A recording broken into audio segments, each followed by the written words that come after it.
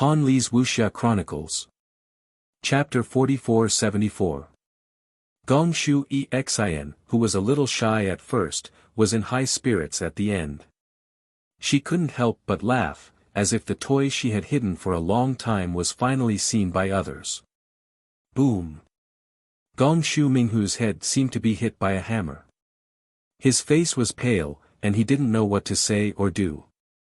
Junior Gong Shu Ming greets Daoist Xiao. Seeing Gong Shu Xin praise Xiao Hua so much, although Gong Shu Ming was puzzled, he didn't dare to neglect and respectfully saluted. Get up. Xiao Hua lightly waved his hand and said, Xiao Hua and Xin are old friends, you don't need to be polite. Many thanks Daoist Xiao. Gong Shu Ming saw Xiao Hua's bearing, and his suspicions were mostly gone. The atmosphere in the hall was a little strange. After all, many people saw Gong Shu Minghu humiliate Mo Jianli, and at this time, these two girls from the Gong Shu family, who were called aunts by Gong Shu Minghu, actually called Xiao Hua Sr., this really stepped on Gong Shu Minghu's face to the ground. Daoist Xiao. Suddenly, Gong Shu Ming seemed to think of something and respectfully said, My Gong Shu family's granduncle Jingyi is downstairs, would Daoist like to see him? This. Xiao Hua hesitated and replied, Xiao Hua and the Gong Shu family aren't familiar with the others, it's not appropriate. Don't worry, don't worry.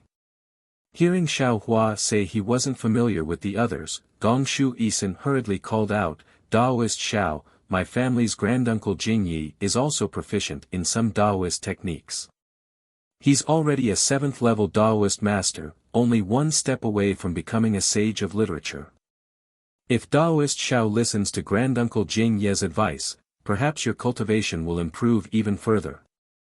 Xiao Hua looked around at the expressions of the Confucian cultivators. He knew that after Gong Shu Xin and the others left, these Confucian cultivators would gather again, so he nodded and said, in that case, Miss Xin, please lead the way. Good. Daoist Xiao, please. Gong Shu Xin and Gong Shu Ming looked at each other, eyes filled with joy, and quickly walked up the stairs. Xiao Hua turned to look at Mo Jianli and smiled, Daoist Mo, come with me, I have something to ask you. This, good.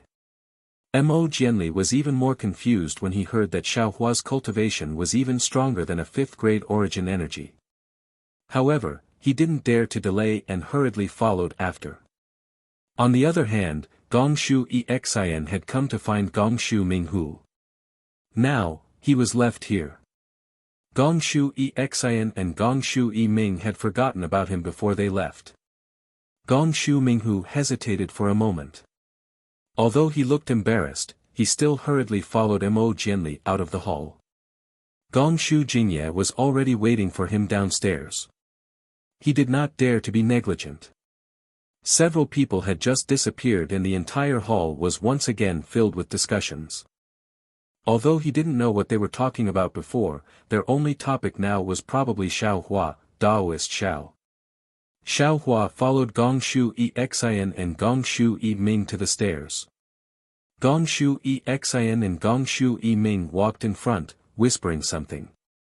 Occasionally, they would sneak a glance at Xiao Hua, then pursed their lips and chuckled, looking very excited. Xiao Hua looked on helplessly. He was embarrassed to eavesdrop. However, he and Gong Shu Xin had only talked about Sang Lang Zi's cave residence. Presumably, the two were talking about the thrill at that time. Xiao Hua nodded politely to the two, and also whispered to Mo Jianli about the state of Shi. As for Gong Shu Minghu, he followed behind the four from afar, like a tail. The Gong Shu family's floor was not close to here. There was no flying restriction in Star Picking Tower. However, in order to show respect, everyone did not fly unless there was an urgent matter. Gong Shu Xin and the others walked down the stairs. After about the time it took to brew a cup of tea, they passed several floors of pavilions and walked out of the stairs. Along the way, there were many family disciples going up and down the stairs. Many people greeted Gong Shu Xin. Clearly, Gongshu Exin's reputation was very well known among the family. Many family disciples almost ignored Xiaohua and Mo Jianli. Xiaohua naturally did not have time to look at their faces. He frowned as he listened to Mo Jianli's story. At this time, he also understood the reason. After Mo Jianli, Qiu Jian, Li Mo Ming and Ji Dong returned from the disaster relief in Xi, because of their contributions, they were rewarded. Mo Jianli was rewarded with a higher-level cultivation method. However, this reward was not fully implemented. Because there was no fruit of Guanyin Bodhisattva in Longevity Town, the entire Xi became the focus of Yu Province, and even the 9 provinces of the hidden immortal continent. Not only was Xiaohua's battle with Jiangxing not mentioned, even Mo Jianli and the others' rescue of the people in the town of Longevity was also erased. There were even Confucian cultivators who blamed Chongyun's sect for the lack of Guanyin Bodhisattva in the town of Longevity on the unfavorable inspection of the development of the Buddhism sect. They did not fulfill the responsibility of a Confucian sect, especially when the town of Longevity was slowly becoming the #1 town of the Buddhism sect in the Zhongxian continent. The Confucian cultivators made things difficult for the Chongyun sect. They demanded that the Chongyun sect be responsible for this matter and proposed countermeasures. Under such circumstances, the Chongyun sect could only push out Zhu Junfeng, Mr. Taiyan and the others from the Longevity Academy, as well as Mo Jianli, Qiu Jian, Li Mo Ming and Ji Dong. After all, Zhu Junfeng was in charge of the Longevity Academy, and Mo Jianli and the others had been to the Longevity Town, and had personally experienced that milestone. Punishment was necessary, and so was punishment. Everything had to be explained to the Confucian cultivators of Yu Province. Zhu Junfeng and Mr. Taiyan's punishment did not need to be discussed in detail. As the leader of Qiu Jian and the others, Mo Jianli did not want the other 3 to bear the blame, so he took all the blame. Fortunately, although Shangguan Feiyu, as the head of Chongyun sect, could not resist the pressure of Yu Province's Confucian cultivators, he was lenient in dealing with Mo Jianli. He did not make things too difficult for Mo Jianli, and only expelled him from Chongyun sect. After Mo Jianli left Chongyun sect, he did not change his name and join other sections. He only became a professor in some unknown colleges. It could be considered a blessing in disguise. Mo Jianli, who had thrown away glory in trifles, returned to tranquility. He, who was engrossed in reading, found the opportunity to break through the noble spirit river. His cultivation also flowed like the river, and he reached the level of a scholar. However, after reaching the level of a scholar, Mo Jianli needed a more profound Confucian cultivation technique. Although the noble spirit river was the most widespread technique left in the hidden immortal land, after reaching the level of a scholar, it belonged to the secrets of various sections. It was very difficult for cultivators without a sect to obtain it. Mo Jianli could only go to Zhai Xinglu to find a suitable technique. Later, due to a coincidence, Mo Jianli passed the test of Zhai Xinglu, and was listed as one of the candidates to enter Xingyue Palace. Unlike Xiaohua, Mo Jianli had an agreement with Zhai Xinglu. He would listen to Zhai Xinglu's arrangements and participate in the grand meeting of Xingyue Palace, and Zhai Xinglu would provide Mo Jianli with the conditions to cultivate. With this opportunity, Mo Jianli's cultivation became much smoother. In the past 200 years, his progress was also gratifying. When Xingyue Palace discovered that Xingyue Palace might appear in the sacred realm of Thousand Demons, Mo Jianli and the rest of the cultivators were sent to the sacred realm of Thousand Demons by Zhai Xinglu. Therefore, not only did Mo Jianli not know about Bai Qingyu, but he also did not know about the divine demon blood pool. As for Chongyun sect, when the Longevity Town became the #1 town of the Buddhist sect, it was already in the eyes of the Bodhisattvas. It was destined to be the center of tragedy. Chongyun sect did a lot of effort to expel Mo Jianli and punish Zhu Junfeng. They also made a lot of compromises. The entire Chongyun sect was like duckweed in the wind and rain, struggling bitterly. However, after the Longevity Town's Shaojin Temple's abbot, Lushan, who did not have any cultivation, was mysteriously killed, Chongyun sect could no longer hold on. Although this incident was the last straw that broke the Chongyun sect's back, it was also a heavenly tribulation that the small Chongyun sect could not withstand. Chongyun sect was annihilated by a bodhisattva who came out of nowhere.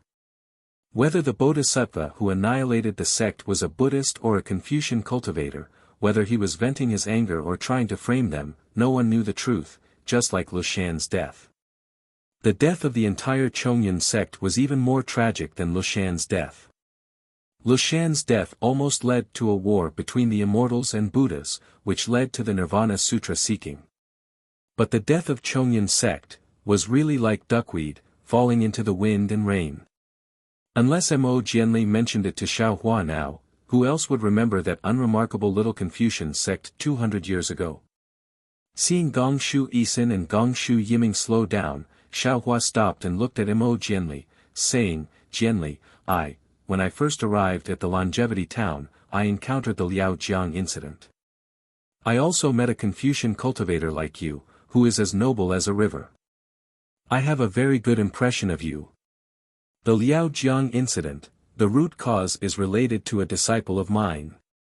How about this, as compensation, from now on, you will follow me." At this point, Xiaohua hesitated again. He originally wanted to take Mo Jianli as his disciple. However, he also had a premonition that he could not casually take in his disciples. Previously, he took in Yuanya, Fu Jiwen, Lu Yi, Wang Bianfei, Wu Tian, Chang Yuan, Jiang Hong and Yu Zhongquan as inner disciples. But when they arrived at the ruins, Wu Tian chose to stay in the upper world for his own pursuit. Xiaohua's inner disciples stopped at 7. After that, he took in Li Xiang, Xiong Yi, Prince Lan, Chang Yu, Xian Songzi, and Reverend Jingting as outer disciples. In Bai Qingyu, Xiaohua took in Ao Zhantian and Su Tingzi as outer disciples. However, it was also in Bai Qingyu that Chang Yu died, Prince Lan's loyalty was doubted, and Xiaohua's number of outer disciples fell to 7. Perhaps it was because he had just experienced the hand of cause and effect, Xiaohua became alert. He felt that he could only accept 7 disciples and could not accept more. If he accepted Mo Jianli, then he would have more than 7 disciples. Even if there was really something wrong with Prince Lan, Mo Jianli had already taken the last disciple spot. But Mo Jianli was only a 4th-level literature master. With Xiaohua's strength, he probably did not have much time to teach such a low-level Confucian disciple. Moreover, Xiaohua already had a candidate in mind for the last disciple spot. Therefore, Xiaohua hesitated. Chapter 44-75. Junior appreciates senior's kind intentions. Mo Jianli smiled. Junior is a Confucian cultivator, it would be inconvenient for me to follow senior. Moreover, Junior is a disciple of the Chongyun sect, which is related to the Longevity Town's conflict. It would also bring trouble to senior. Ha! Xiaohua laughed and said, "If you didn't say this, this Xiao would have hesitated.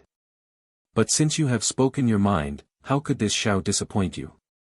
This Xiao may not have the time to teach you a Confucian cultivation technique, but this Xiao remembers that you should cultivate a Confucian sword technique. This Xiao has a disciple who is good at sword techniques, this Xiao thinks that he should take you as a disciple of the Fortune Gate." Fortune Gate? Mo Jianli was stunned. He couldn't believe his ears and shouted, "When did senior enter a Confucian sect? This junior doesn't seem to have heard of a Confucian sect called the Fortune Gate." While the two were talking, Gongshu Minghu had already walked behind them.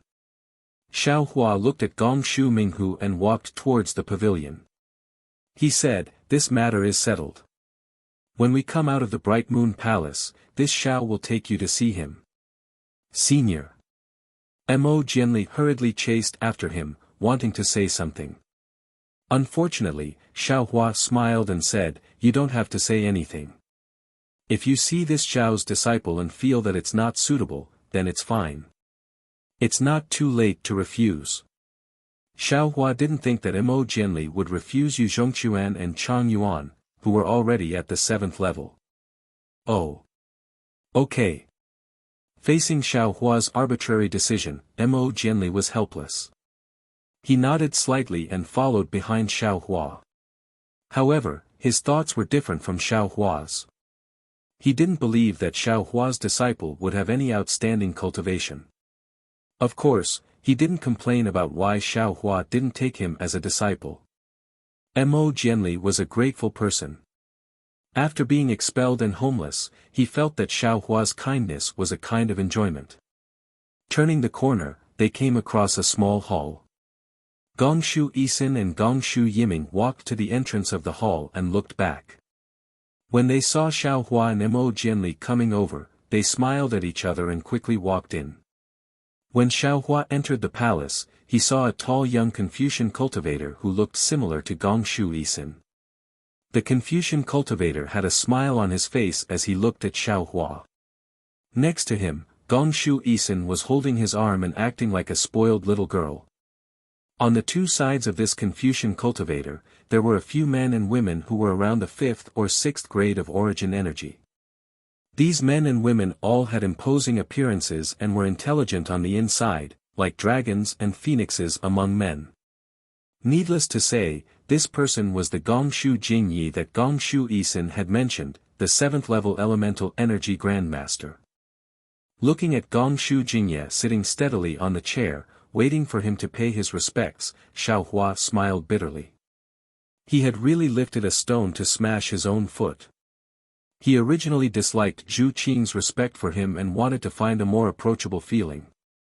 He didn't expect that as soon as he met Mo Jianli, he would be humiliated by Gongshu Minghu. Gongshu Yisin came over to smooth things over for him, and then he had to follow her to pay his respects to a 7th level elemental energy grandmaster. Gongshu Yisin had good intentions. After all, the guidance or care of a high-level elemental energy grandmaster was a kind of opportunity. Gongshu Yisin would disdain to introduce ordinary cultivators. However, Gongshu Yisin had met Xiao Hua. How could a human Taoist Grand Ascension stage cultivator meet a Confucian grandmaster with the power of a junior? Etiquette, etiquette. Xiao Hua sighed. The etiquette of Confucian cultivators is a bit pedantic, but in essence, it is a kind of order. As the immortal realm's executioner, Su Ji upholds it. I was a bit rash today.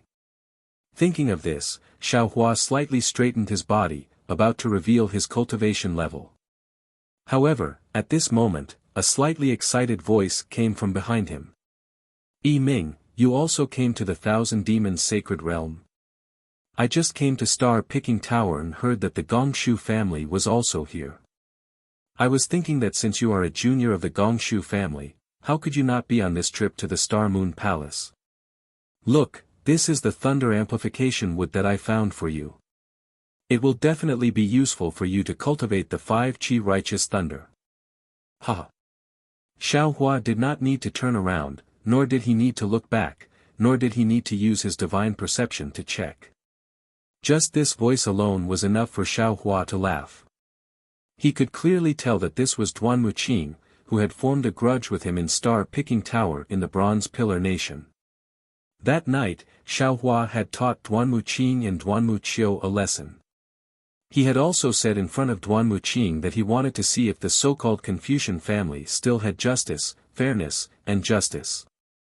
Duan Muqing had also made it clear that she did not believe in justice, fairness, and justice. She had asked Xiao Hua to wait for her justice.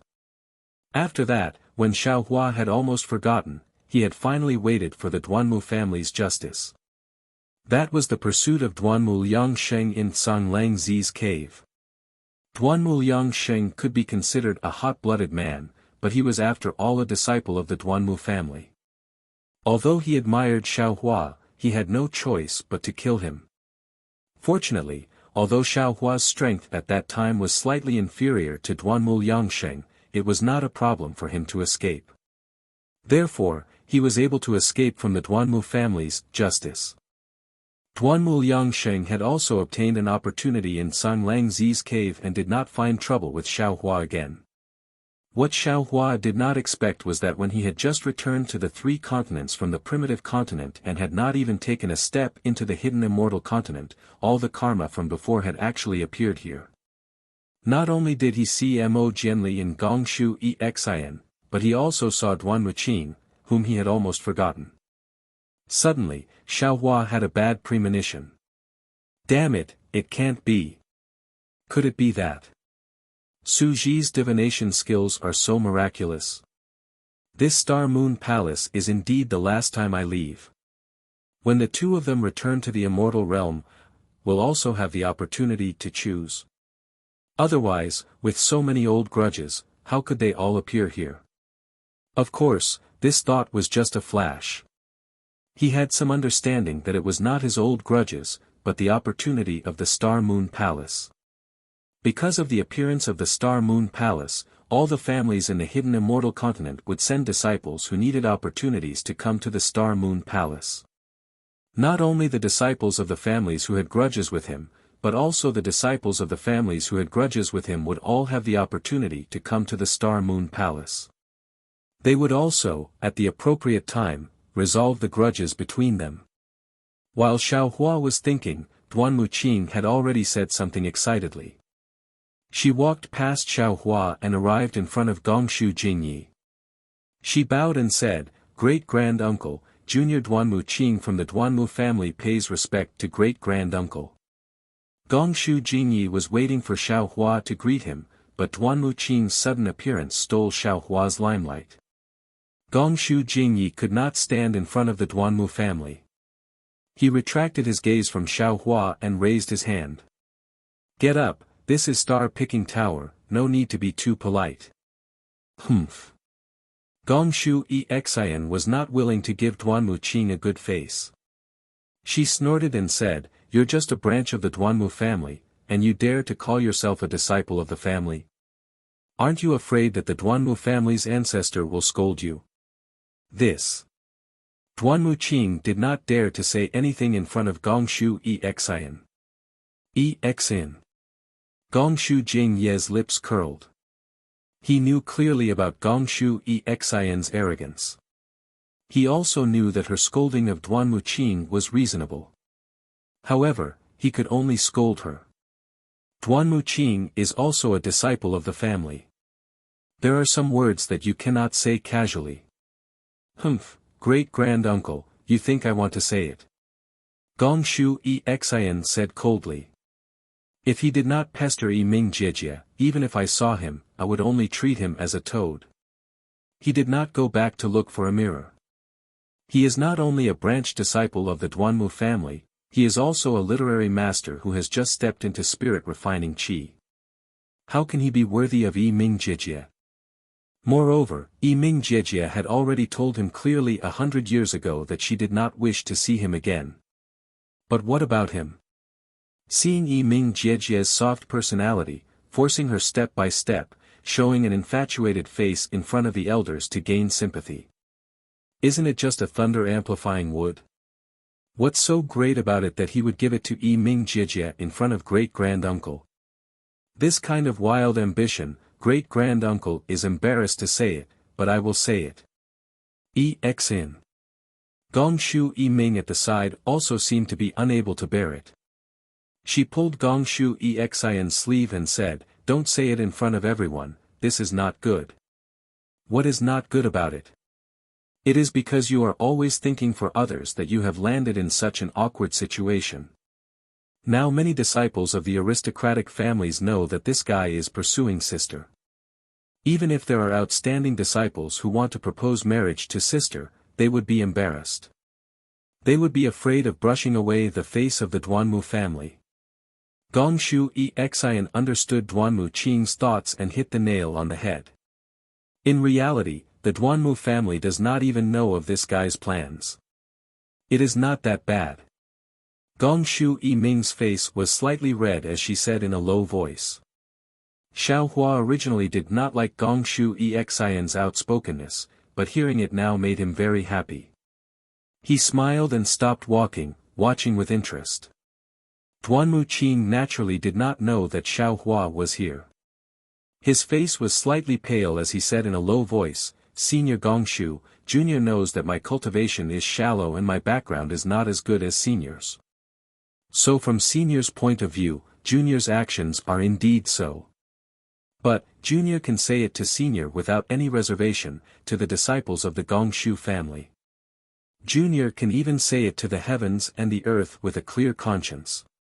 Love had no limits, no rank, and no strength. Perhaps Yi Ming Lady feels that Junior is not suitable, but from the moment Junior saw Yi Ming Lady, I have already treated her as my fairy. Junior does not dare to think too much because I am afraid that if I think too much, it will make that impression dim. Junior can only think faintly when the lanterns are lit, and hope that the night will make this longing last a little longer. Junior also knows that Junior is not worthy of Miss Yi Ming, but Junior is willing to be one of Miss Yi Ming's many admirers. Junior hopes that her path of cultivation will be smooth. Junior is willing to give up everything for her. Chapter 44-76. Duan Muqing spoke with deep affection. Not only did Gongshu Yi Ming blush, even Gongshu Yi Xian felt embarrassed and felt that she might have gone overboard. Duan Muqing continued, Junior heard that Miss Yi Ming's 5 Chi Thunder had reached a bottleneck and was unable to break through, so I have been thinking of a way for her. 200 years ago, Junior heard that the star-picking Tower of Copper Pillar Country was bidding for the thunder-developing wood. Junior hurriedly went there to bid for the thunder-developing wood and give it to Miss Yi Ming to comprehend. Unfortunately, Junior was deceived by a despicable Dao sect cultivator and was unable to bid for the thunder-developing wood. In the following days, Junior has been looking for opportunities. Fortunately, the heavens were moved by Junior. A few years ago, Junior finally bid for a similar thunder-developing wood at the auction of the Luo Yi Merchant Union. After Junior obtained the thunder-developing wood, Junior hurriedly went to find Miss Yi Ming. Unfortunately, Miss Yi Ming was no longer in the Gongshu family. Junior asked around but could not find Miss Yi Ming's whereabouts. Later, Junior heard news of the Star Moon Palace and immediately understood. Although Junior is not a candidate to enter the Star Moon Palace, Junior still tried my best to ask a senior in the family to bring Junior here. Junior does not wish to enter the Star Moon Palace, Junior only wishes to see Miss Yi Ming here and give her this thunder-developing wood. Junior also knows that as long as Miss Yi Ming enters the Star Moon Palace, after she comes out, her 5 Chi Thunder will definitely break through the bottleneck and step into the upper 5th grade of essence force. Junior is even more inferior. However, Junior does not regret it. Junior hopes that Junior can be a pebble under Miss Yi Ming's feet. As long as Miss Yi Ming can step on Junior safely, Junior will be satisfied. As she spoke, Duan Muqing took the thunder-developing wood and walked in front of Gongshu Yi Ming. She looked at Gongshu Yi Ming affectionately. Damn it! Xiao Hua was flabbergasted. This guy really knows how to talk. I can't compare to him. Even Xiao Hua said so. Gongshu Yi Ming's face was naturally hot. She lowered her head slightly and raised her slender white hand to take the thunder-developing wood. Seeing that Gongshu Yi Ming was about to take the thunder-amplifying wood, Gongshu Yi Xian, who was trying to break up the couple, came to her senses. She hurriedly pulled Gongshu Yi Ming behind her and said coldly, I hate this kind of flowery speech the most. You want to trick me with a piece of wood? If you have the ability, come here on a rainbow cloud. Gongshu Yi Xian looked up at Xiao Hua and said, Xiao Hua, I remember you have a thunder-devouring bead, right? 200 years is enough for you. Why don't you lend it to big sister Yi Ming first?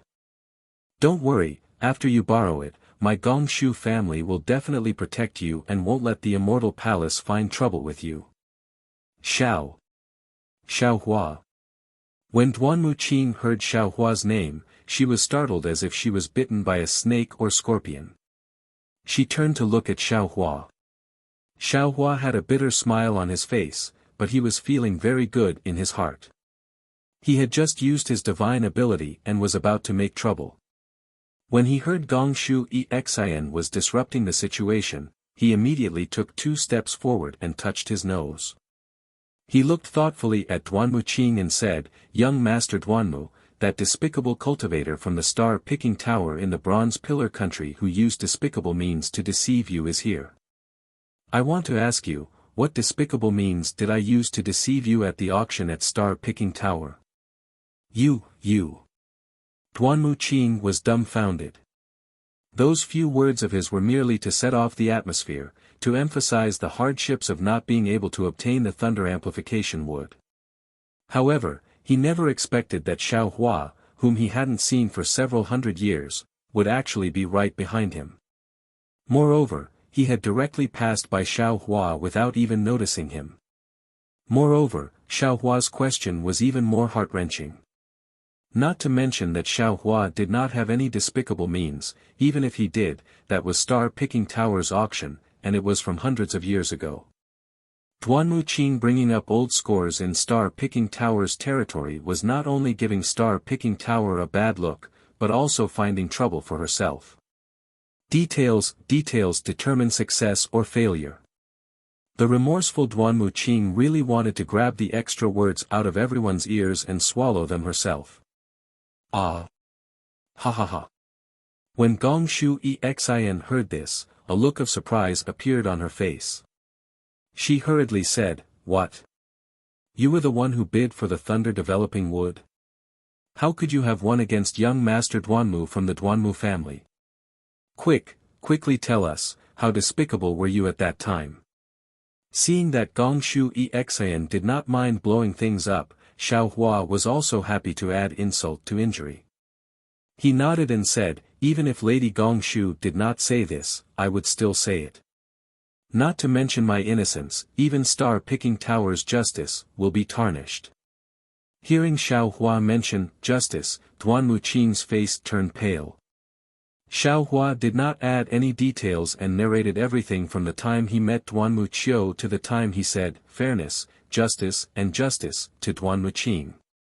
Indeed, without waiting for him to say much, when the group of Gongshu family disciples heard that Duanmu Qing sat on the dragon horse carriage and headed toward Star-Picking Tower, their faces were filled with disdain.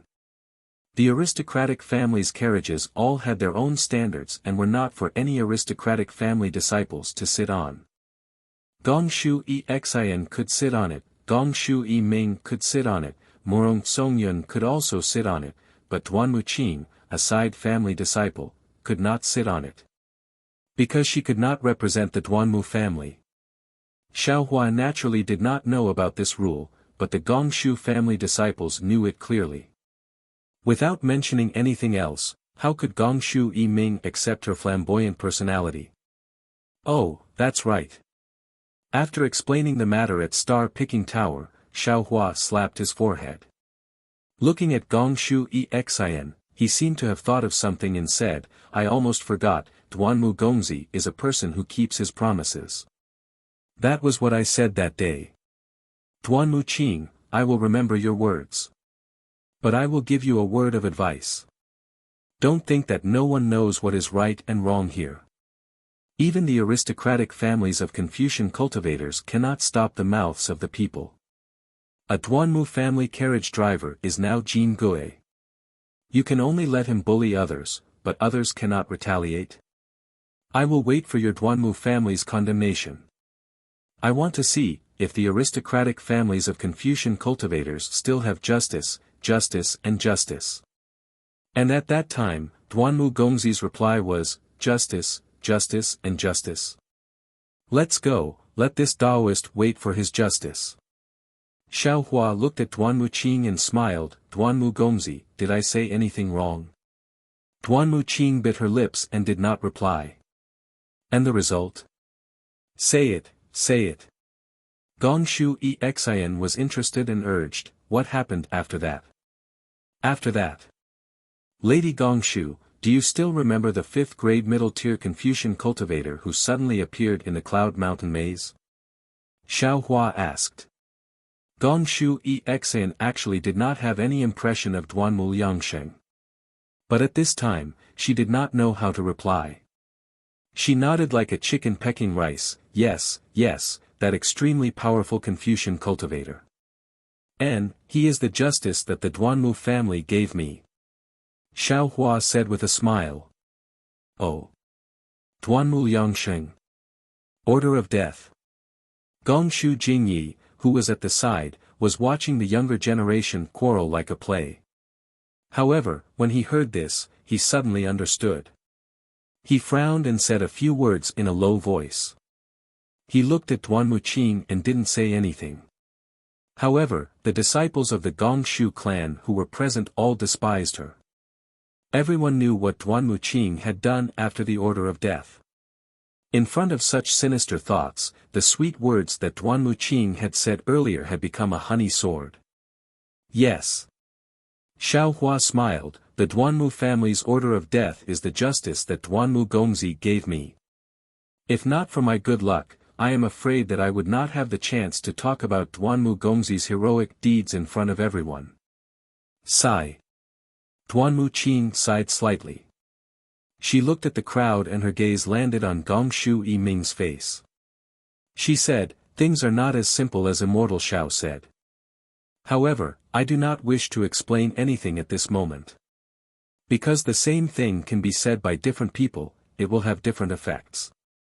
I admit that I do not have a glib tongue like Immortal Xiao. Everything will be revealed in the future. However, Miss Yiming, even though I may have done something wrong, your cultivation cannot be delayed. This thunder-amplifying wood is very important to you. It is innocent, you must accept it. What is the use of a mere thunder-amplifying wood? It is just a chicken rib. Only those who do not understand the lightning cultivation arts would treat it as a treasure." Xiao Hua took 2 steps forward and disdainfully glanced at the jade box in Duanmu Qing's hands. Inside the jade box, there was a lone thunder-amplifying wood that was sealed within. Xiao Hua said coldly, "Duanmu Qing, do you think that you can let Miss Yiming's 5-qi legitimate thunder break through the bottleneck with a piece of wood that has been struck by lightning? If that is the case, there are probably a bunch of lightning cultivators in this world, right? You." Duanmu Qing tried her best to maintain a cultured and refined image in front of Gongshu Yiming. Even when Xiao Hua exposed her earlier, she did not get angry. She understood that Xiao Hua was just a Dao cultivator. Even if she was from a side branch of the Duanmu clan, she was still a disciple of the clan. Her words were far more important than Xiao Hua's words. There was no need for her to confront Xiao Hua here. She could just wait for an opportunity to make up for it. But now, Xiao Hua had once again belittled the thunder amplification wood that he had painstakingly found as worthless. He looked at Xiao Hua and said coldly, "This one does not have the qualifications to know if this thunder amplification wood is useful for Miss Yiming's cultivation. However, this thunder amplification wood was something that Miss Yiming occasionally mentioned on that day, so this one remembered it in my heart. This one also admits that this one really does not know how useful this item is for Miss Yiming to break through her bottleneck. However, I know that as long as I work hard, Miss Yiming will definitely benefit from this thunder-amplifying wood. What about you? Could it be that a Dao cultivator who is not even at the 5th grade of elemental energy knows that this thunder-amplifying wood is useless to Miss Yiming? You, what qualifications do you have to say such useless words?" Chapter 4477. At this moment, Xiao Hua naturally wouldn't put Duanmu Qing in his eyes and wouldn't be so bored as to argue with her. Xiao Hua faintly smiled. He raised his hand and took out a silk handkerchief from his bosom. He said, "For me to be able to say such words, I naturally have my reasons. I won't be like some people, whose mouth is full of nonsense and only one word is true." Saying this, Xiao Hua placed the silk handkerchief in front of Gongshu Yiming, saying, "Miss Yiming, do you think this is useful for your cultivation of the 5-qi thunder?" This is. Seeing Xiao Hua take out a silk handkerchief instead of thunder-developing bead or thunder-developing wood, let alone Gongshu Xin, even Gongshu Yiming blushed. She looked at Xiao Hua with some confusion.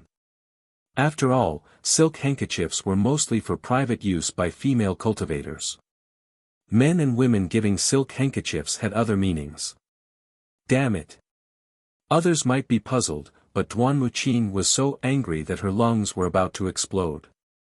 She already thought that Xiao Hua was revealing something to Gong Shu Yiming in front of everyone, flirting in front of her. Xiao Hua, what do you mean by this? Gong Shu Xian was straightforward, shouting, I told you to take out the thunder amplifying bead, what do you mean by this? Why don't Miss Xian take a look first? Xiao Hua turned and smiled at Gong Shu Xian, saying, you have a certain level of attainment in formations, you should be able to see it. Oh. Gong Shu Xian looked at Gong Shu Jingyi. That Gong Shu Jingyi just looked at her with a smile and didn't say anything. He was also young, how could he not know the jealousy between young people? Seeing Gong Shu Jingyi not saying anything, Gong Shu Xian said, raising her hand to take the silk handkerchief. When she took the silk handkerchief, she used her silver moon pupil. Just one look and her expression changed.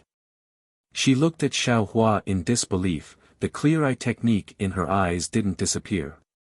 She exclaimed, Xiao Hua, it's true. Don't worry.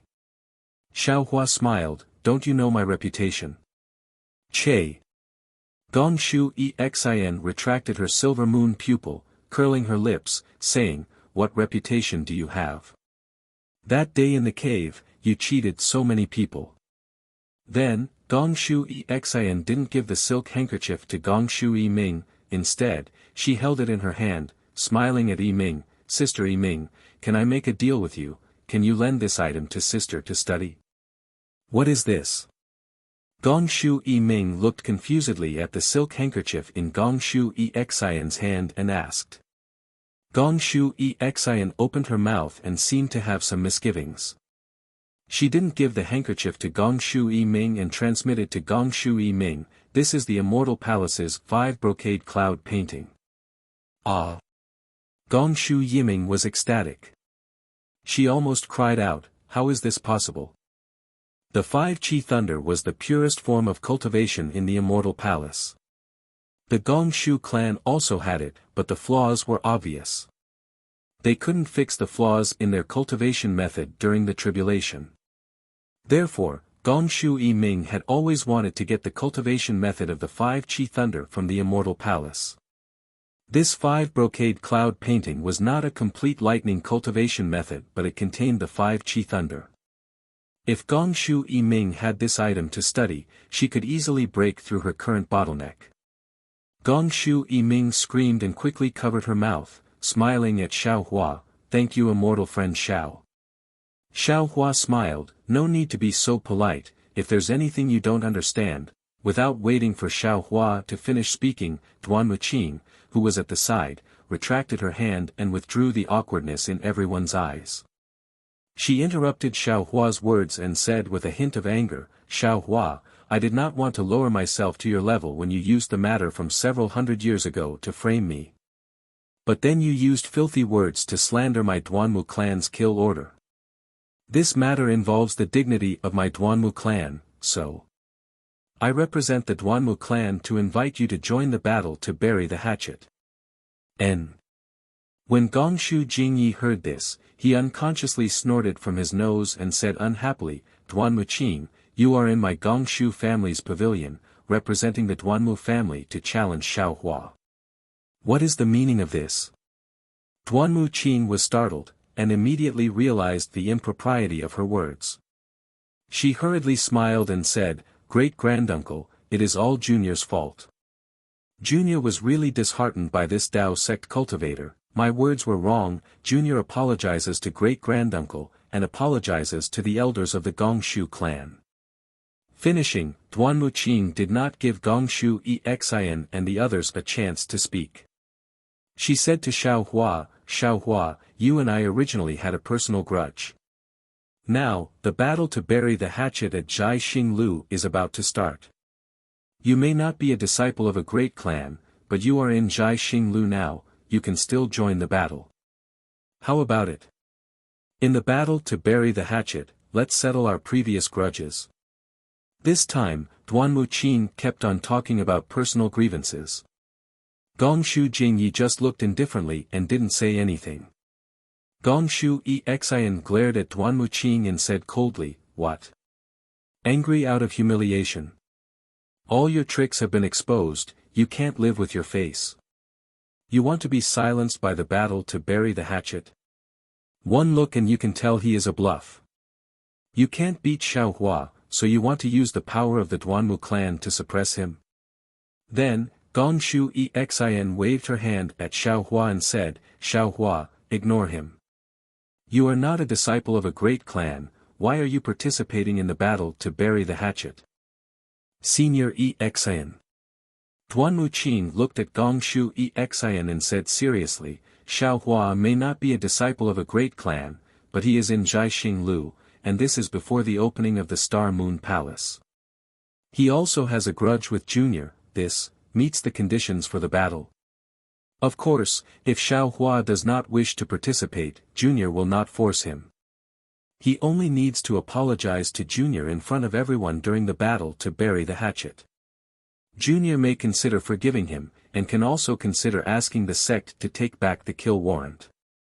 At this point, Duanmu Qing glanced at Xiaohua and said, "Besides, if a man of indomitable spirit does not even dare to accept such a small challenge, what right does he have to call himself a man?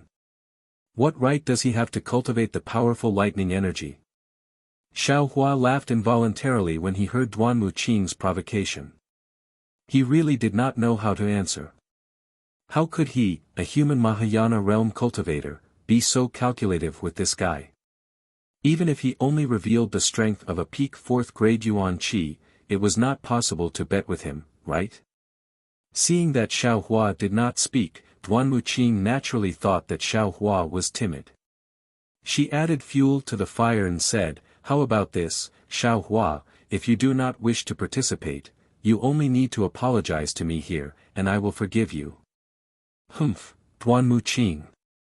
Gongshu Exian snorted before Xiaohua could say anything. "If you are so capable, why don't you fight Xiaohua one-on-one during the battle to bury the hatchet? Don't think I can't see your sinister intentions. You just want to borrow the Duanmu clan's blade to kill Xiaohua." "Oh?" Xiaohua asked curiously. "Exian, could it be that during the battle to bury the hatchet, it doesn't have to be two disciples who have personal grudges?" "Of course." Gongshu Exian was a little angry. "Since the various clans are participating, we have to consider their reputation. It doesn't have to be disciples with personal grudges. Don't be fooled. He can't beat you, so he wants someone else to do it." Xiaohua. Duanmu Qing did not care that Gongshu Exian had exposed her thoughts. She smiled and said, "If I were you, I would definitely go up and give it a try. After all, my Duanmu clan's kill order is still in effect. Any Duanmu clan disciple can kill you, and they can even return to the sect to receive a reward. If you are lucky enough to win, the kill order will no longer exist, and you can cultivate in peace in the future." "Fine." Xiaohua looked at Duanmu Qing, who was acting like a clown, and sneered in his heart. Since Xiaohua didn't have to do it himself, he could just find a Fortune Gate disciple from the Shenhua mainland. Hence, Xiaohua nodded and said, "This Xiao agrees to fight with you." "Good." Duanmu Qing's eyes flashed with a cunning look. She smiled and said, "Looks like you are a man. Come, let's make an oath." Duanmu Qing raised her right hand and looked at Xiaohua. Xiaohua waved his hand slightly, as if he was shooing away a fly. He said, "No need. You are not worthy. Damn it." Duanmu Qing could not help cursing in a low voice. "So you are so cunning. If we don't make an oath, who knows if you will participate? Perhaps, you've been planning to slip away for a long time." Duanmu Qing was a little confused, just like Ao Qian from the Southern Sea Dragon Palace. However, one was for power, the other was for love. Oh, or it could be said that behind love, there was also the pursuit of power. Duanmu Qing pressed on, trying to force Xiaohua into a dead end. However, when Xiaohua fell into a dead end, he also fell into a dead end in Gongshu Yiming's heart. His various schemes aroused Gongshu Yiming's suspicion of his past actions. Since that is the case, Xiaohua muttered, turned to look at Mo Jianli and said, Jianli, help me make an oath. I have a new idea. I will change your master. Ah. Mo Jianli was stunned. He did not understand what Xiaohua meant. However, Mo Jianli was a straightforward man. Since he felt that Xiaohua's temper was good, he did not care about Xiaohua's cultivation level. He raised his hand and said, Okay, young Master Duanmu, please, you. Seeing that Xiaohua not only refused to strike his palm to make an oath, but also let a mere scholar-disciple take action on his behalf, he was so angry that his face had already turned green. This was really a kind of naked humiliation. You're really going too far. Good. Since you dare to make an oath with me, then remember the fight. Gritting her teeth, Duanmu Qing raised her hand and hit Mo Jianli's palm. She said, in the fight, there is no need to talk about life and death. Humph. Mo Jianli was used to seeing the faces of aristocratic disciples. He said coldly, isn't it just a life? If you have the ability, then come and take it. Chapter 4478. Good. Gongshu Xin at the side clapped, looking at Mo Jianli and praising, as expected, there are great scholars everywhere. I didn't think that not only is Daoist Xiao so heroic, even the cultivators he befriends are more forthright than some of the aristocratic family disciples. Duanmu Qing gritted his teeth and looked at Gongshu Xin, but did not dare to say a word. He turned to Gongshu Yiming and said softly, Miss Yiming, after the battle to bury the hatchet, I will give you an explanation. This matter is definitely not what Xiaohua said, a female cultivator's view of a person changed in an instant. Now, Gongshu Yiming looked at Duanmu Qing with a faint sense of unfamiliarity. She smiled, actually, it doesn't matter, the words, doesn't matter, was more painful than a sword stabbing into Duanmu Qing's heart. He forced a smile and looked at Xiaohua, Daoist Xiao, I will see you at the battle to bury the hatchet. I know. Xiaohua nodded, if Duanmu Liangsheng can come, that would be the best. Liangsheng did not come to Thousand Demons Sacred Realm, I have disappointed Daoist Xiao. Duanmu Qing smiled and nodded at Gongshu Yiming before turning to leave. But Xiaohua's words almost made him fall, I know. You have many granduncles, it doesn't matter who comes. Seeing Duanmu Qing leave in a sorry state, Gongshu Xin felt a little disappointed. She looked at Xiaohua apologetically, Xiaohua, I am sorry, I dragged you into this. I didn't expect you to have a grudge with him. Not bad. Xiaohua smiled, you have changed a lot in 200 years. If it was you in the past, you would not have said this. Che. Gongshu Xin rolled her eyes at Xiaohua, you think you are the only one who did not waste your life. Gongshu Xin could not help but cover her mouth and laugh. Her eyes looked at Gongshu Yiming and Gongshu Jingyi, revealing more coquettishness. Gongshu Jingyi couldn't help but laugh. He knew that Gongshu Xin had always been arrogant. Not to mention the ordinary disciples, even the famous female disciples of the four clans weren't worthy of her attention. And today, Gongshu Xin's attitude towards Xiaohua was definitely something that Gongshu Jingyi had never seen before. This didn't allow him to not think about it. Gongshu Jingyi looked at Gongshu Yiming's excited expression and Gongshu Xin's shy expression. He smiled slightly and said, little friend Xiao, you probably don't know about the battle to bury the hatchet before the various clans entered the Star Moon Palace, right? Xiaohua narrowed his eyes and looked at Gongshu Jingyi thoughtfully. He then nodded and said, immortal friend is right. This Xiao is not a disciple of an aristocratic family, so how could I know the reason for this battle? However, from what Duan Muqing said, it should be a bet between the aristocratic clans to settle their grudges in Jiaxing Lu. Gongshu Jingyi heard that Xiao Hua didn't call him senior and unconsciously frowned.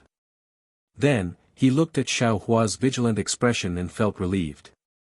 However, the more Xiao Hua acted like this, the more interested Gongshu Jingyi was.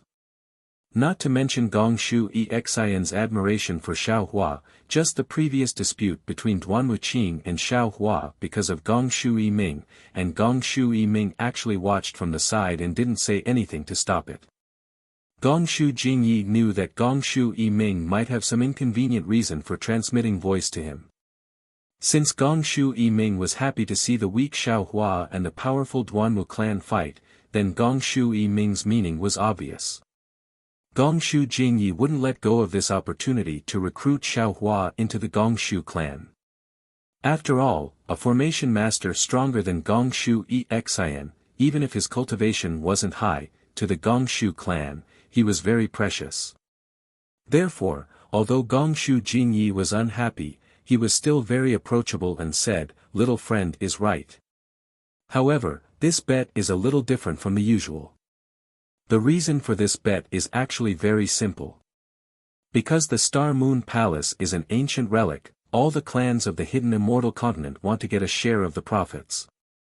And the grudges between the clan's disciples naturally can't be severed, so in order to prevent the grudges of the hidden immortal continent from being brought to the Star Moon Palace, all the clans discuss to have a bet before entering the Star Moon Palace. Although this bet can't wipe out all the grudges, it can at least make people feel that there is some balance. Maybe they can get along peacefully in the Star Moon Palace and not cause trouble for everyone. Xiao Hua smiled and said, "Fellow immortal already said that grudges can't be severed.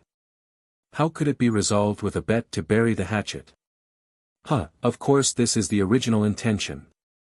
Gongshu Jingyi smiled and said, after a few times, all the clans also felt that this was inappropriate, but, the night is long and there is no mood to sleep. Instead of waiting for the Star Moon Palace to open in Star Picking Tower, why not find some fun to bet? So it's like this. Xiao Hua nodded, in that case, it makes sense. But when Gongshu Jingyi heard this, he immediately stopped smiling and said word by word, "This bet to wipe out all the grudges is real. Every disciple of the clans will not be merciful. Even the elders of the clans will form a group of judges to judge every bet. So, little friend Xiao, you can't let your guard down."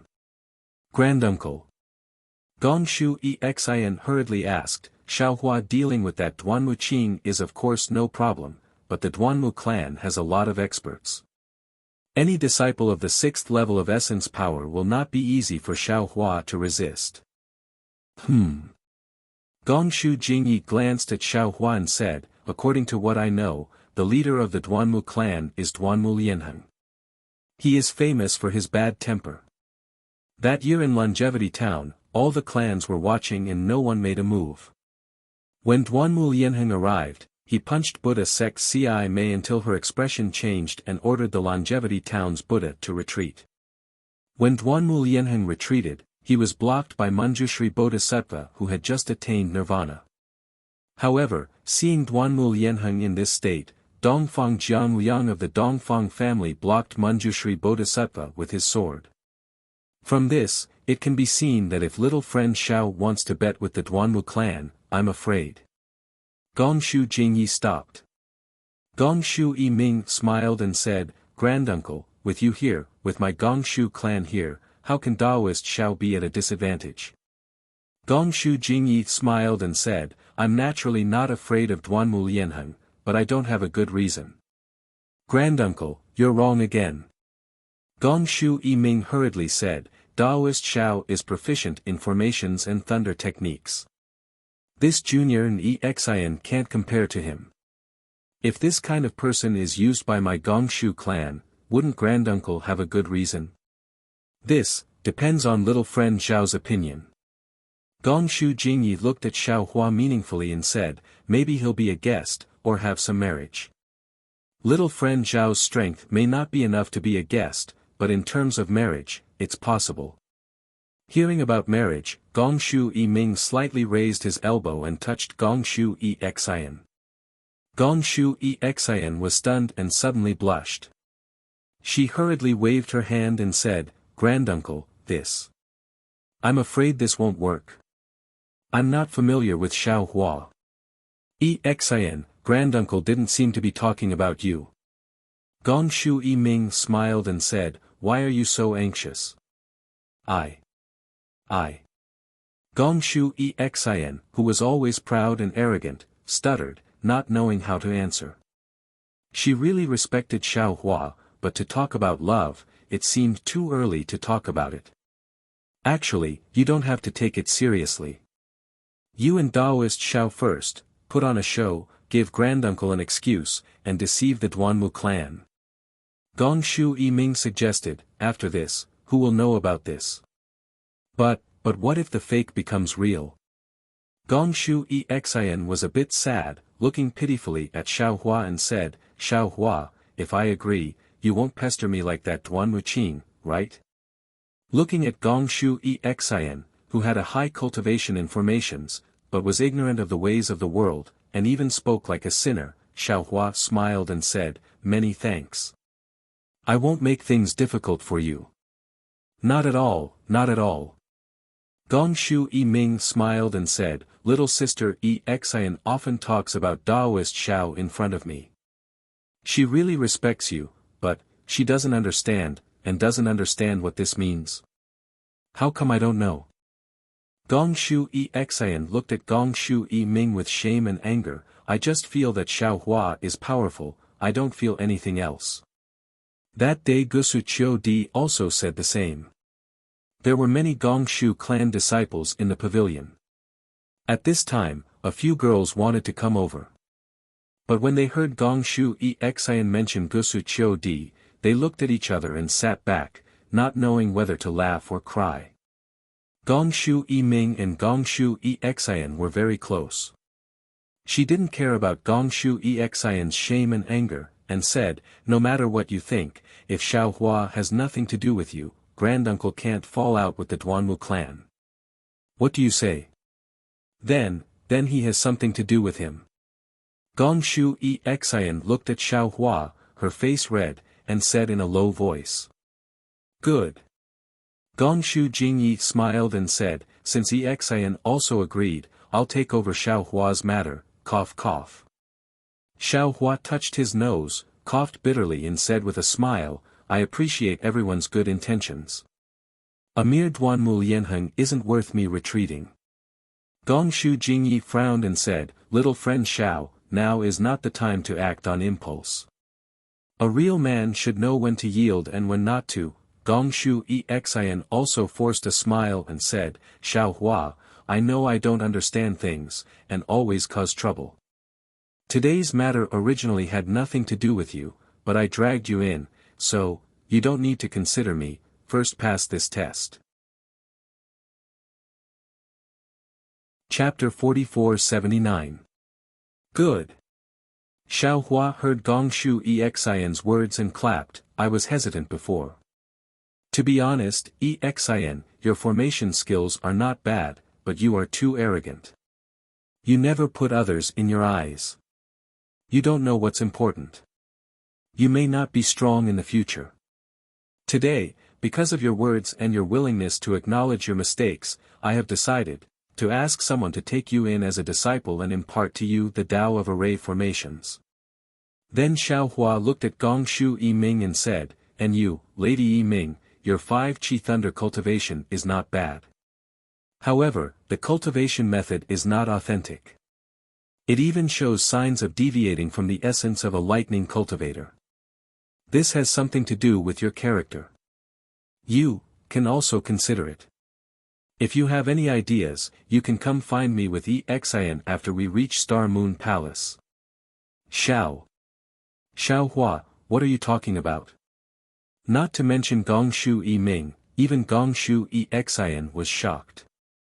She looked at Xiaohua and asked, "Immortal friend Gongshu, thank you for your good intentions." Xiaohua did not answer. He cupped his hands towards Gongshu Jingyi and turned to leave Gongshu family's pavilion. Mo Jianli also hurriedly cupped his hands and followed. Xiaohua, Xiaohua. Gongshu Exian did not seem to understand Xiaohua's words. She wanted to chase, but she still said, "If you don't want to do this, I will talk to granduncle." How about asking him to find star-picking Lu? Stop.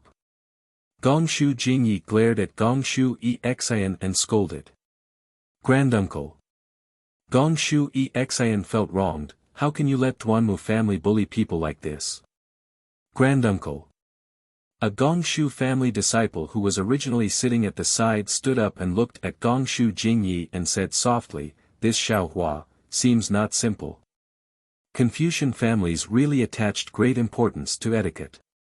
When Xiaohua and the others came over, because Gongshu Jingyi didn't speak, the disciples of the Gongshu family didn't say a word. At this time, when Xiaohua, an outsider, left, they all opened their mouths. A tall man nodded and said, "That's right. If we did not see him expose Duanmu Qing's tricks, just hearing his last words, we would think he was a noble person. But since he was so calculative with Duanmu Qing, how can he be a noble person? He must have something to rely on. The question is, what does he have to rely on?" Someone spoke again. Exian, the silk handkerchief that Xiaohua gave you, what is it? Gongshu Jingye thought of something and hurriedly asked. 5 brocade cloud painting array. Since they were all disciples of the Gongshu family, Gongshu Exian had nothing to hide. Hiss. Gongshu Jingye gasped and exclaimed, "The Sun family of the Immortal Palace? Could it be that his backer is the Immortal Palace? If that's the case, no wonder he doesn't put my Gongshu family in his eyes." A disciple of the Gongshu family said self-righteously. "That's right." The other female cultivator nodded sourly.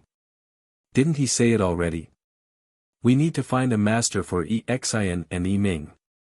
If it's not an immortal official from the Immortal Palace, who can be their master? There's no need for further discussion." Gongshu Jingye's face turns cold, no matter what this Xiaohua's background is, and what backing he has. As long as he doesn't have any conflict with my Gongshu family, it's fine. And, the matter of the 5 brocade cloud painting, no one can leak it. Yes, we understand. The disciples of the Gongshu family all replied in a low voice. Also, Qingping, go to Zhai Xinglu and see if they have any news about Xiaohua. Buy it at all costs. Gongshu Jingyi instructed another woman. Yes, disciple will go now. Gongshu Qingping replied and hurriedly left. After finishing the arrangements, Gongshu Jingyi looked at Gongshu Minghu and said, "Minghu, come here. Let me ask you, how many cultivators did Zhai Xinglu select to enter the Star Moon Palace?" Zhai Xinglu. Did something happen? Gongshu Minghu hurriedly went forward to answer. Not mentioning Xiaohua, he brought Mo Jianli out of the pavilion, looked at the direction, and walked down another flight of stairs. Senior. Mo Jianli followed for a moment, looked left and right, and said in a low voice, "Junior doesn't know what you're thinking." However, Junior sees that the Gongshu family doesn't have any evil intentions, and the Duanmu family is really powerful. If Senior doesn't use the Gongshu family, I'm afraid it won't be easy to deal with that Duanmu Qing. Oh, don't worry about that. Xiaohua smiled and said, "I don't put that Duanmu Lianheng in my eyes. How can I not see through Duanmu Qing's provocation? If it wasn't for the Duanmu family's kill order, I wouldn't even care about him." Mo Jianli obviously didn't believe Xiaohua's words, but he could only nod and say, "Senior, as long as you're confident." "Oh right." Looking at Mo Jianli, Xiaohua said again, "Previously, I wanted to let my disciple take you in as a disciple, but then I thought of a good friend of mine who is also a Confucian cultivator. He's more powerful than my disciple, so why don't I let him teach you the real Confucian cultivation method? I didn't explain it to you at the Gongshu family." All right. Thank you, Senior, for your kind intentions. Mo Jianli hurriedly replied. Previously, Xiaohua had a premonition that he couldn't take in too many disciples, but when he saw Gongshu Xin and Gongshu Yi Ming's aptitudes, he was moved to take them in. As he pondered, he thought of Wen Chu, the Thunderbolt Immortal, and the other clones. Although he could only take in 7 disciples, he had several clones. If nothing unexpected happened, each of his clones should be able to take in 7 disciples.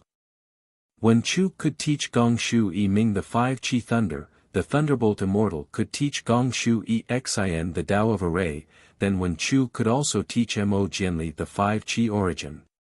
But seeing Mo Jianli's absent-minded appearance, Xiaohua naturally understood what he was thinking. He smiled and was about to say something, when a faint clear light swept over. Then, when this clear light touched Xiaohua and the others, it immediately dissipated. It was very strange. If Xiaohua wasn't a Mahayana realm cultivator, he wouldn't have noticed anything. Strange.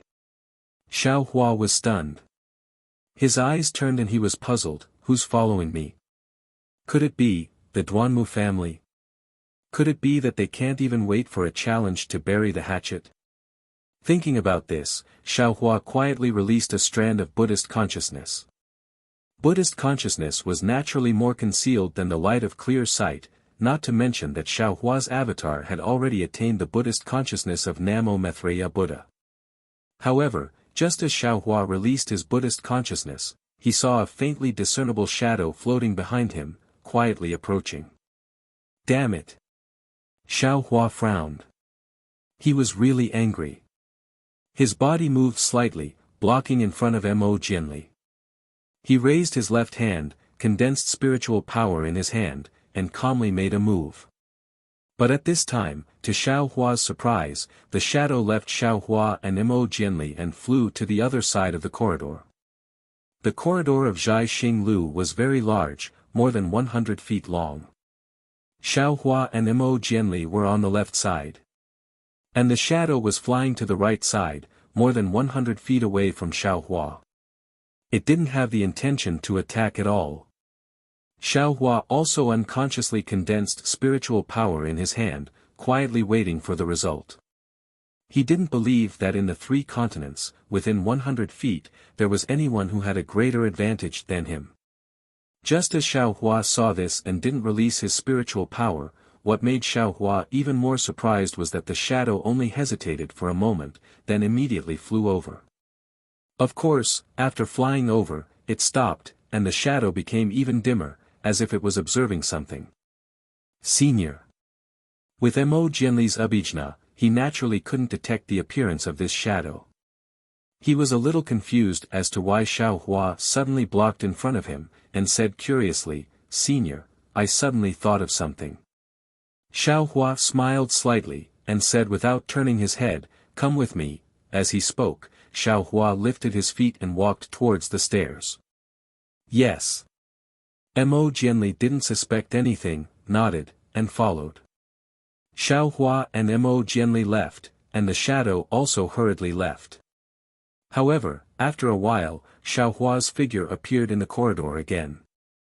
He looked at the place where the shadow disappeared, stroked his chin, and thought, Zhai Xinglu doesn't restrict flying, but most cultivators will not fly unless there's something urgent to show their respect for Zhai Xinglu.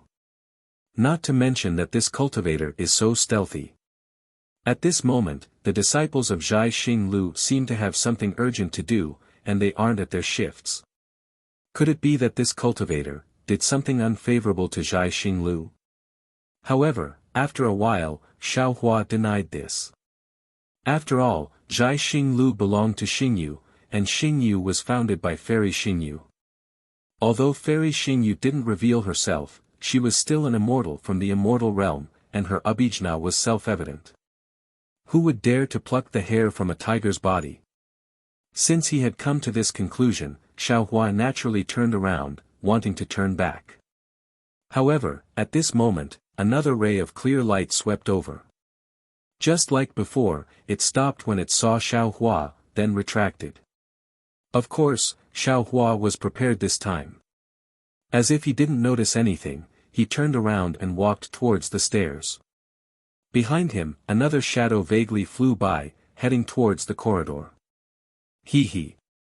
When the shadow disappeared, Xiaohua smiled and thought to himself, shadows appear again and again. I'm afraid there's a problem. Even if this shadow has nothing to do with Zhai Xinglu, I still have to go take a look. Otherwise, wouldn't my understanding of the hand of karma be in vain? Thinking of this, Xiaohua leaped up and headed towards the end of the corridor. There was also a flight of stairs at the end of the corridor, but the stairs led upwards. At the same time, there was a bow that was shaped like a crescent moon. Xiaohua flew in front of the bow and scanned it with his divine perception. He had already sensed the aura of a defensive array on the bow. He pondered for a moment, and a light flashed around him. The appearance of a small nose and small eyes appeared, and he rushed towards the bow. Chapter 4480. Swoosh. A dual-colored cloud descended and shrouded Xiaohua's figure. Xiaohua's concealing technique was also revealed. Moreover, under the cloud, the jade pendant in Xiaohua's bosom shone with a strange brilliance. When this brilliance touched the cloud, it immediately left Xiaohua. Naturally, the cloud also disappeared. Looking again in front of Xiaohua, there was a small hall. Several Confucian cultivators at the 6th level of essence power were holding their respective imperial artifacts, standing there on guard, eyeing Xiaohua like a tiger eyeing its prey. Among them, a general with an average stature and bulging muscles all over his body whispered, "Who are you? What are you doing here?" "Me." Xiaohua was taken aback. He didn't know how to answer. Moreover, he knew very well that this was a secret signal. How could he answer without a secret signal? However, looking at the Confucian cultivator at 6th grade origin Qi, Xiaohua sneered and replied, "This one is a good friend of the Star Moon Palace Master. I was just wandering around when I had nothing to do." Xiaohua originally wanted to say that he found this place a little strange, so he came over to take a look. However, before he could speak, the general spoke coldly. There was a hint of dissatisfaction in his voice as he said, "Why are you dawdling like this? Why aren't you coming over?" "Oh." Xiaohua was taken aback. He really didn't expect this sentence to be the so-called secret signal. These Confucian cultivators really keep up with the times. Of course, since the secret signal had been matched, he didn't say anything else. Bai Qingyu's experience had already told him that if he wanted to pretend, he had to pretend until the end. Otherwise, he wouldn't be able to see the truth if he gave up halfway. Although Bai Qingyu, Heaven-Concealing Ridge, and Ancient Bell Mountain already belonged to the Fortune Gate, he still didn't know who was the real mastermind behind the scenes. Even the 3 great sages of the Great Sage Hall didn't know. Therefore, Xiaohua didn't say anything and walked into the hall. This hall was similar to the one Xiaohua had seen before. There was nothing special about it. However, there were many more Gongshu family disciples inside the hall. Moreover, everyone was sitting with their heads down and didn't talk to others. When Xiaohua walked in, no one raised their heads to look at him. Therefore, Xiaohua looked around and found a place where there weren't many people and casually sat down. He also slightly lowered his head and only released his Buddhist sense to look at the situation around him. What surprised Xiaohua was that the cultivators in this hall were all Confucian cultivators, and they were all above the Great Grandmaster realm. Many of the cultivators were even wearing things that concealed their cultivation base. Xiaohua's cultivation base was extraordinary, otherwise, he wouldn't have been able to see through it. Hee, this is getting more and more interesting. Seeing the situation before his eyes, how could Xiaohua not know that he was already in a very delicate situation? Moreover, he had coincidentally uncovered a mysterious veil. He was looking forward to seeing what was behind the veil. Unfortunately, Xiaohua was still overthinking things. In less than half a cup of tea's time, the military generals who had been guarding the door earlier walked in, looked around, and said, "Today's gathering was rushed, so not many people came. Let's not talk about anything else. I just want to tell everyone that the previous plan will be put on hold for now. If there is no new information, everyone should not take any action for now. Just enter the Star Moon Palace and do your own things. I have a question. Without waiting for the military general to finish speaking, a cultivator called out coldly. Fellow immortal, please speak. The military general raised his hand and pointed. I believe that all of you are like me, fellow immortals, and have put in a lot of effort for today. We naturally entered the Star Moon Palace for one purpose, but, towards the star-picking tower. Shut up. Without waiting for the cultivator to finish speaking, the military general roared angrily. A tricolored ball of light condensed in his hand, and he shouted, "Don't tell me you don't know the taboo." Yes, I know I was wrong. The cultivator hurriedly apologized and said, I just wanted to say that we have been preparing for a long time, and now that we have a clue, why did we suddenly give up? This. The military general was obviously stunned. He didn't expect someone to ask. He then turned to look at another cultivator. That cultivator pondered for a moment before saying, actually, this is also a secret that you don't need to know. However, considering that all of you have made a lot of preparations, we may have a chance in the future. Thus, Master told me to tell you that the current situation is a little different. This is because, the Star Moon Palace Lord has appeared today and brought back 2 cultivators of unknown origins. Furthermore, one of them is a human Grand Ascension stage cultivator. This is not something that we can deal with. Thus, our plan will be postponed. A human Grand Ascension stage cultivator. How is that possible? The military general exclaimed, I've never heard of a human Grand Ascension stage cultivator in the Dao sect. I don't care if you believe it or not, but I do. The cultivator said in an indifferent voice, this is what Master told us to do. You can all disperse. Disperse? The military general faltered upon hearing this. We're going to disperse just like that. That's right, what else can we do?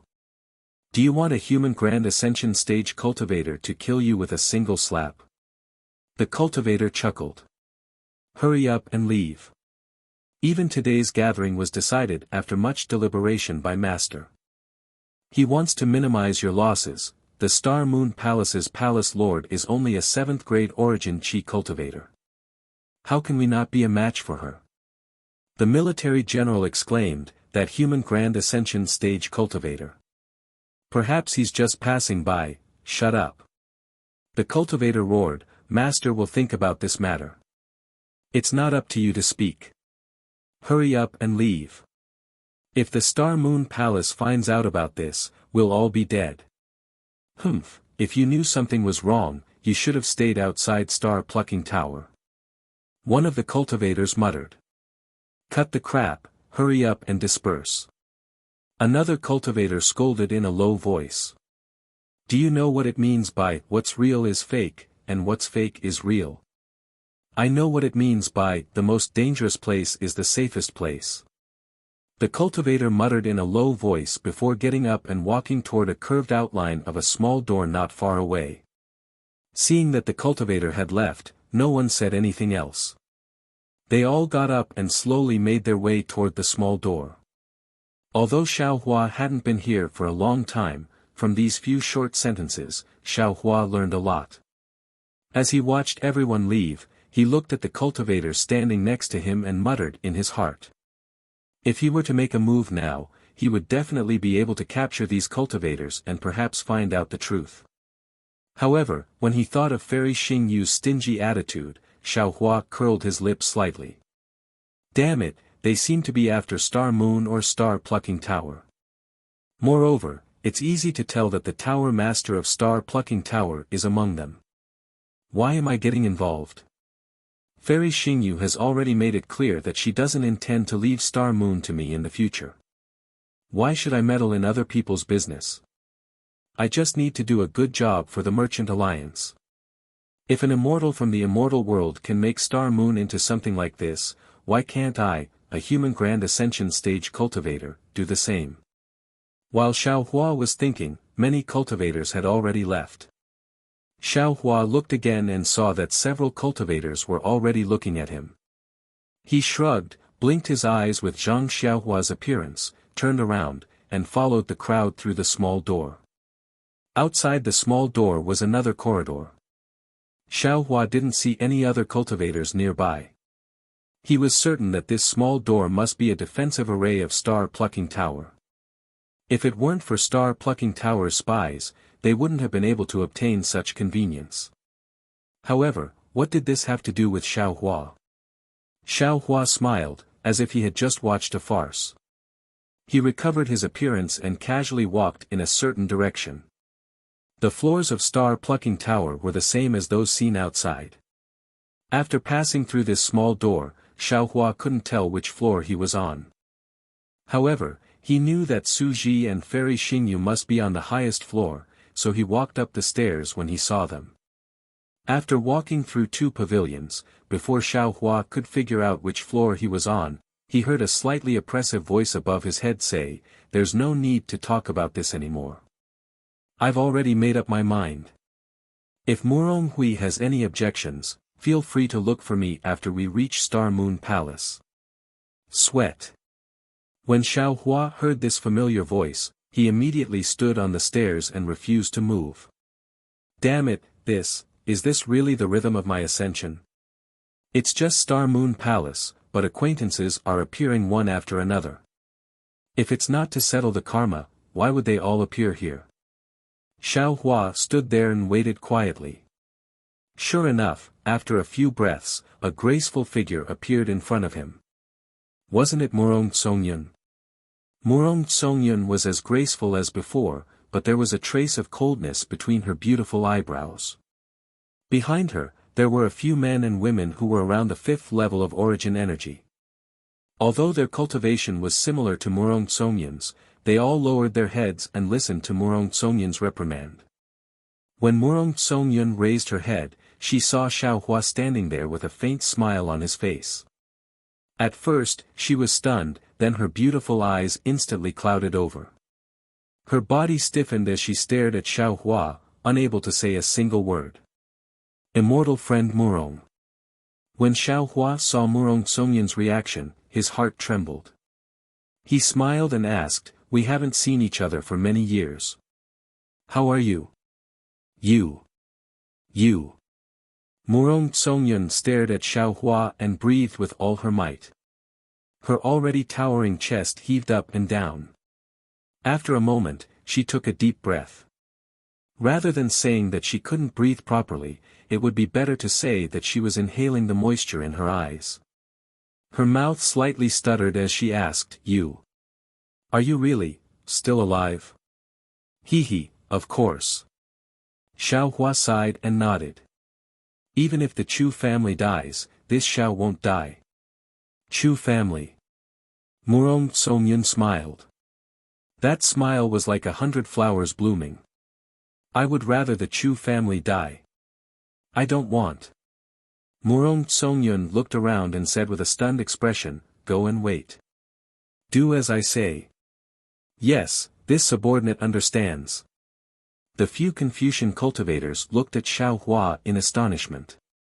They lowered their heads and quickened their pace. They rushed past Xiaohua and walked down the stairs. Chapter 4481.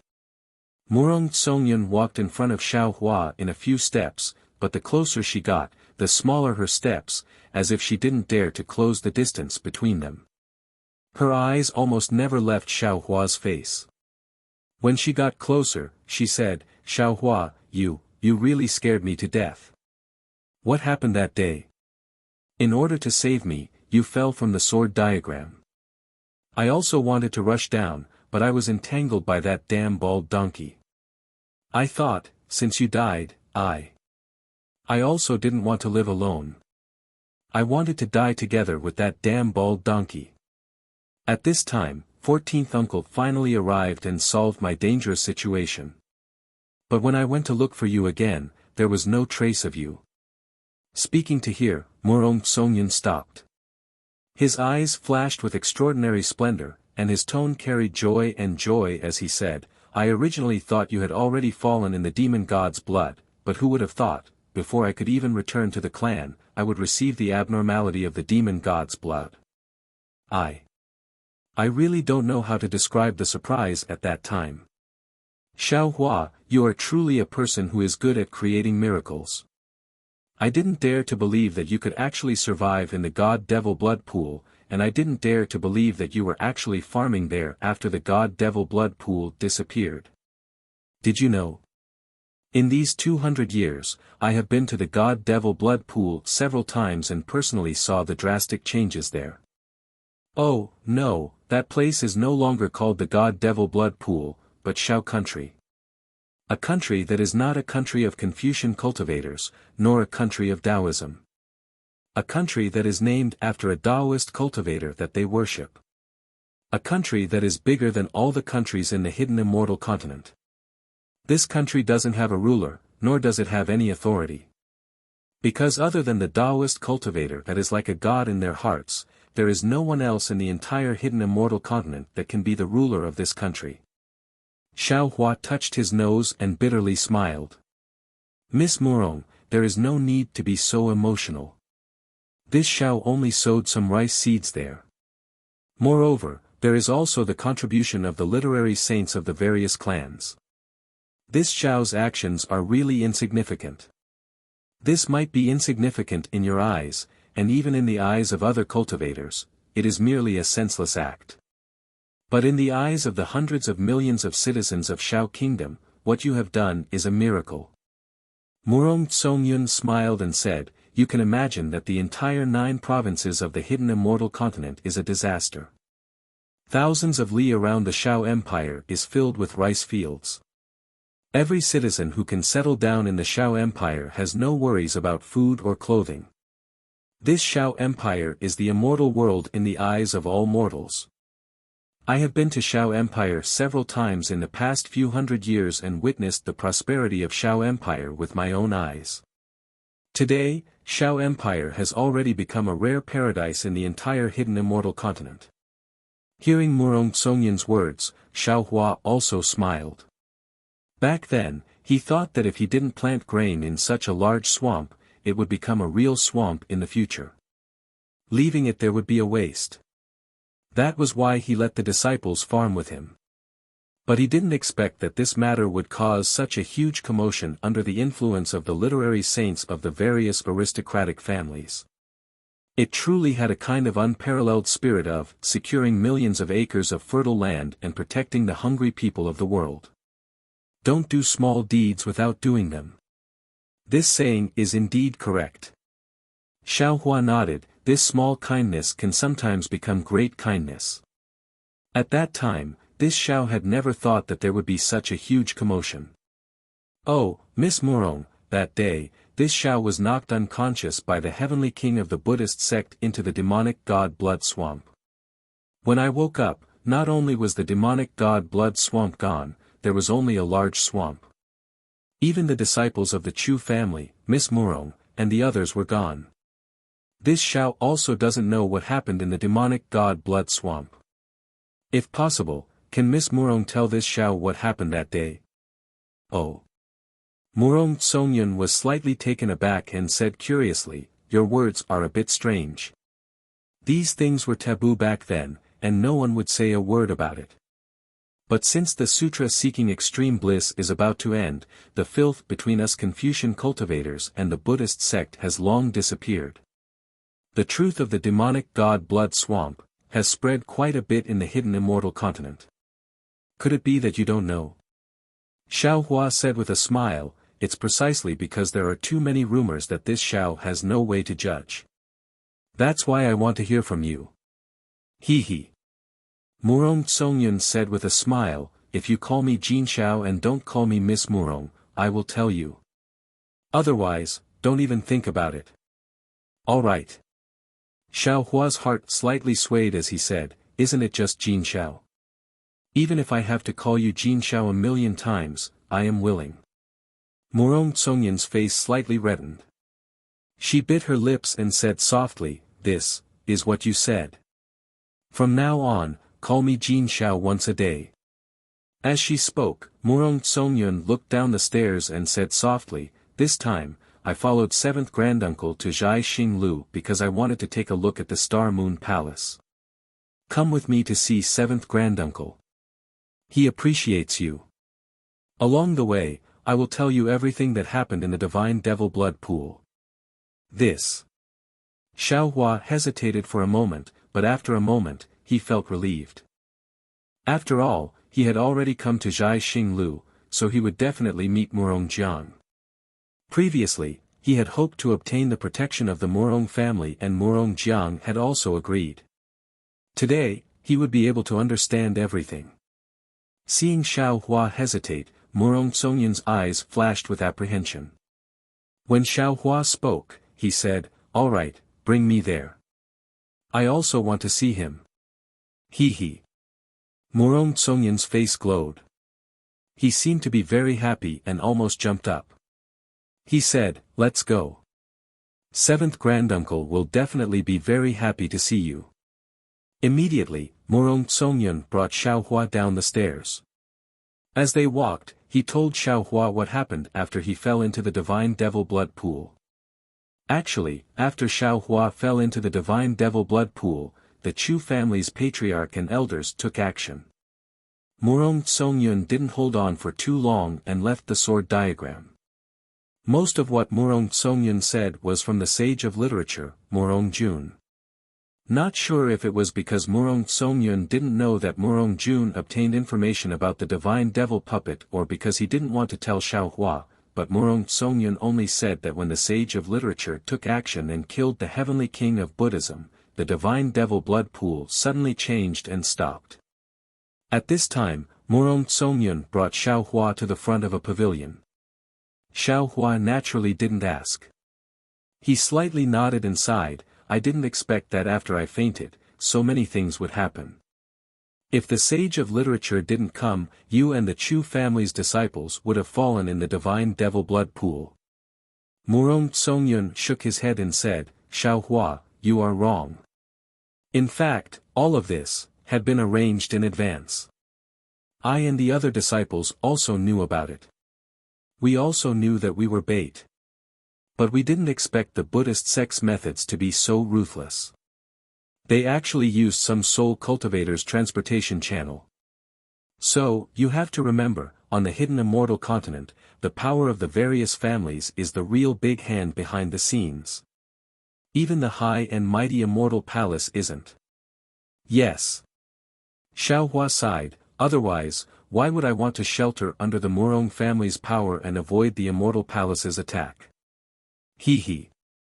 Murong Songyun laughed again. He reached out and pulled Xiao Hua's sleeve, "You have already done what you promised 7th uncle. I presume he has nothing else to say, right?" Xiao Hua opened his mouth. He wanted to explain something, but seeing Murong Songyun's smiling face, he swallowed his words. The Murong family's pavilion was similar to the Gongshu family's, but there weren't many people in the pavilion.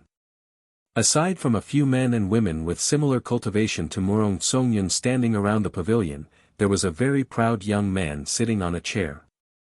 He was holding a yellow book and carefully reading it.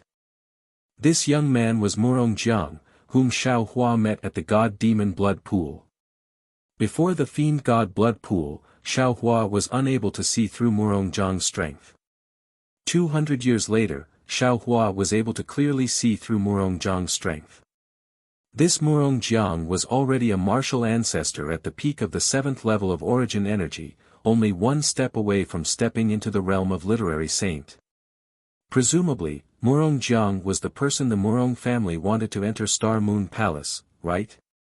Murong Jiang didn't even raise his head as he pulled Xiao Hua into the pavilion. His eyes were fixed on the book, unable to move. 7th uncle, 7th uncle. Murong Songyun excitedly called out, "Look who's here." N. Murong Jiang responded, but his right index finger was on his lips again. He dipped it in his saliva and flipped through the book, reading it with relish. Quick! Murong Songyun pulled Xiaohua and secretly said, "Quick, pay your respects to seventh uncle." "He will definitely keep his promise," Xiaohua bitterly smiled. He slightly raised his hand and was just about to open his mouth when he saw Murong Jiang waving his hand and blocking his way. Murong Jiang lightly said, "Yun, what promise did granduncle give you?" As he spoke, the corners of Murong Jiang's eyes twitched. He glanced at Murong Songyun and Xiaohua, and then his gaze fell onto the book. However, just as his gaze touched the book, his entire body suddenly went still, as if he had thought of something. He raised his head, and his gaze fell onto Xiaohua like lightning. With a voice of disbelief, he said, "Xiaohua. How come it's you?" "Yes, it's me." Xiaohua smiled and said, "We haven't seen each other for 200 years. Immortal friend Murong is still as elegant as before." Immortal friend Murong. Murong Songyun's face slightly changed when he heard Xiaohua's address. He hurriedly pulled Xiaohua's arm, hinting him to change the way he addressed him. Murong Jiang looked at Xiaohua and seemed to understand something. He smiled and said, "Xiaohua, this old man really didn't expect you to be able to come back alive from the divine devil blood swamp. Presumably, when Yun sees you, she will mention the matter this old man promised you. This old man understands Yun's thoughts. She has mentioned this matter many times in the past 200 years, but you have never come to my Murong family. Since we met in the Thousand Devils Sacred Realm Star-Picking Tower, this old man will be frank with you. This old man is a man of his word. If you are willing to be my Murong family's guest elder, this old man will immediately agree. Moreover, I will immediately report this matter to the family through Star-Picking Tower. When we come out of Star Moon Palace and return to the family, we will officially let you join my Murong family." Chapter 4482. Speaking up to here, Murong Jiang looked at Murong Songyun, who had lowered her head in silence, and lovingly said, "This way, one of Yun's worries will be resolved." Seventh uncle. Murong Songyun's head lowered even more. Even her neck seemed a bit red. Her voice was as low as a mosquito's flapping wings as she said, "Senior, why are you talking so much today? This old man is very happy today." Murong Jiang laughed, then pointed at Xiaohua and said, "That day at the demonic god's blood pool, this old man was optimistic about Xiaohua, so I handed you over to him. Moreover, he didn't disappoint this old man. For you, he was shot down by the Buddhist sect's protector. His survival is naturally the will of the heavens, and also my Murong family's fortune. Seeing Xiaohua again today, this old man is also very happy. As long as he agrees, this old man will immediately hold a banquet to celebrate his success, and also congratulate him in advance for joining my Murong family. Seventh uncle is very considerate. Boy, thank you." Although Murong Songyun was shy, she still used her arm to nudge Xiaohua and said, "Xiaohua, why aren't you thanking seventh uncle?" He. Xiaohua's eyes slightly turned, and a meaningful smile appeared on his face. He replied, "Fellow Taoist Murong still remembers the promise from 200 years ago, this Xiao is very gratified. This Xiao came here today precisely for this matter. Although this Xiao doesn't plan to be under the protection of any family, this Xiao still wants to thank fellow Taoist for giving this Xiao that opportunity." When Murong Songyun heard this, the redness on her face immediately disappeared, and was replaced by a deathly pale face. Her eyes were filled with panic, like the petals on a branch falling down. Although Xiaohua had seen through a lot, he still didn't dare to look straight into her eyes. Murong Songyun seemed to be crying blood as she asked in a low voice, "Darling Xiao, is it because this concubine didn't do well? Is it because this concubine hasn't been looking for you these days? You should know that I already told you everything on the sword diagram in the God-Devil blood pool. I have some difficulties that I can't tell you about. I've already sacrificed a lot for a few opportunities. After I return from the God-Devil blood pool, I completed the mission given to me by the clan. Only then did I get what I wanted. Over the years, I've been working hard to do things for the clan. Although I've been thinking about you, I've also been planning for the future, alas. Xiao Hua gave a slight sigh.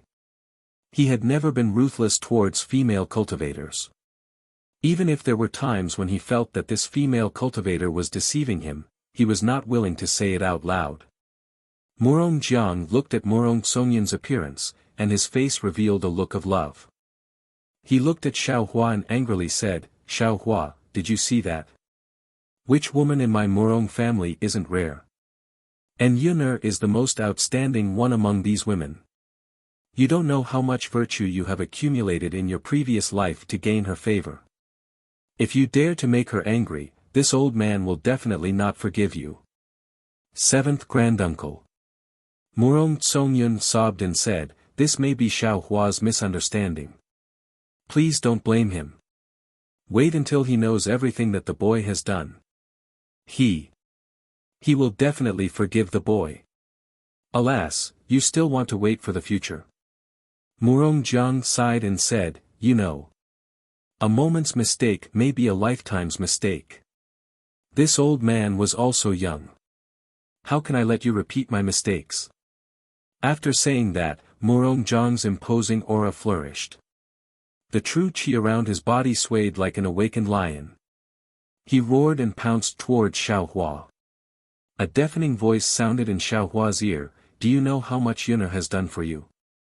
If you don't give Yun'er an answer today, this old man will definitely not forgive you." Xiao Hua slightly shook his head. He looked at Murong Jiang's true qi and didn't do anything. He just said, "Why do you have to do this? Since we already have a good impression of each other, there's no need to expose it." Although Xiao Hua didn't make a move, his entire body was still standing there like an immovable wisdom king. Not only was his entire body's magical power restrained, there wasn't any flaw. Even his eyes were clear, there wasn't a trace of fear in them. Compared to 200 years ago when he punched Xiao Hua into the ground, there was a world of difference. Murong Jiang's heart was greatly alarmed. His Jin Qi was originally probing and intimidating, but it couldn't help but be mixed with killing intent. He slightly raised his right hand. Just as Murong Jiang's killing intent appeared, Xiao Hua's expression slightly changed. His eyes that were like a clear stream began to set off small waves. Seventh Granduncle. Just when Murong Jiang was in a bit of a dilemma, Murong Songyun hastily threw himself in front of Xiao Hua and blocked Xiao Hua behind him. Then, he raised his swan-like neck and resolutely said, "You can't blame Xiao Hua for this matter, and you can't force him. If he doesn't want to, there will be a knot in his heart. Even if he makes the boy happy for a while, he will never let the boy be happy for a lifetime. You feel that Xiao Hua has hurt your face. If you want to hurt him, you can do it. Boy is willing to be Xiao Hua's scapegoat." Murong Jiang narrowed his eyes and looked at Xiao Hua. He could tell that Xiao Hua was only at the 5th level of origin energy. He wasn't much different from the Xiao Hua he saw at the blood pool of gods and devils. Murong Jiang was sure that he could kill Xiao Hua in one strike, just like before. However, there was a kind of vigilance in his heart. The Xiao Hua in front of him was very dangerous. If he didn't succeed with this strike, it would bring about consequences that he couldn't bear. Seeing Murong Songyun blocking his right hand and giving him a way out, Murong Jiang sternly said, "All right, Yun-er. Since you have pleaded for leniency, this old man won't make things too difficult for Xiao Hua. Moreover, this old man can give him a period of time to consider. If he still doesn't reply after the Star Moon Palace, then this old man won't let him take a single step into my Murong family." "Yes, thank you, 7th Granduncle." Murong Songyun hurriedly expressed his thanks. With a distressed expression, he turned to Xiao Hua and said, "Xiao Hua, I don't know how to explain it to you. If you want to ask something, as long as it doesn't involve my Murong family's secrets, I can answer. I only ask that you can understand my My heart. Forget it. Xiao Hua sighed and shook his head. This Xiao was wrong. The past is the past. If I want to use the past to look at the present, how can it not be a joke? If you still want to see this Xiao in the future, then don't do these meaningless things. This Xiao will take his leave. After saying this, Xiao Hua didn't say anything else and turned around to leave. Xiao Hua, Xiao Hua. Murong Songyun turned around and chased after him. Seeing Xiao Hua's figure floating out of the pavilion, his face was filled with disappointment and surprise. Seventh Granduncle. Murong Songyun stopped and turned to look at Murong Jiang. He whispered, "Do you think? You all go out first, don't let anyone else in." Without waiting for Murong Songyun to finish, Murong Jiang interrupted him and said to the other Murong family disciples in the pavilion. "Yes." Several Murong family disciples answered and hurriedly left. At this time, Murong Jiang asked, "Yun, where did you meet Xiao Hua?" "Just a moment ago, the boy came out of the Zhangsun family." Murong Songyun explained the situation of meeting Xiao Hua and then asked, "Seventh Granduncle," the boy felt that Xiao Hua seemed to have noticed something. "It's not just noticed something," Murong Jiang coldly said, from his tone, "you still don't know. He's already a bit wary of our Murong family." The boy also didn't think. Murong Songyun said with some regret, "The boy did something wrong that made him suspicious. He's a character that the people of Shao country worship as a god. If our Murong family can win him over, it will certainly be of great use to our Murong family's development." "You're too idealistic." Murong Jiang faintly replied, "The so-called Shao country is nothing more than an ideal place for the secular people. In the eyes of cultivators like us, it's just a chicken or a pottery dog, not worth mentioning. If it weren't for the fact that the scholars of several families mentioned Shao country before, all the families would have some scruples about it. I'm afraid that Shao country would have already been invaded by the nearby Confucian country. This Xiao Hua. If he doesn't go to Shao country, not only will the Immortal Palace send a crusade, but the nearby Confucian country will also send troops. He will only die. Shao country will only perish." "Yes." Murong Songyun nodded, "The boy also knows this, so he wants to seize the opportunity to take down Shao country."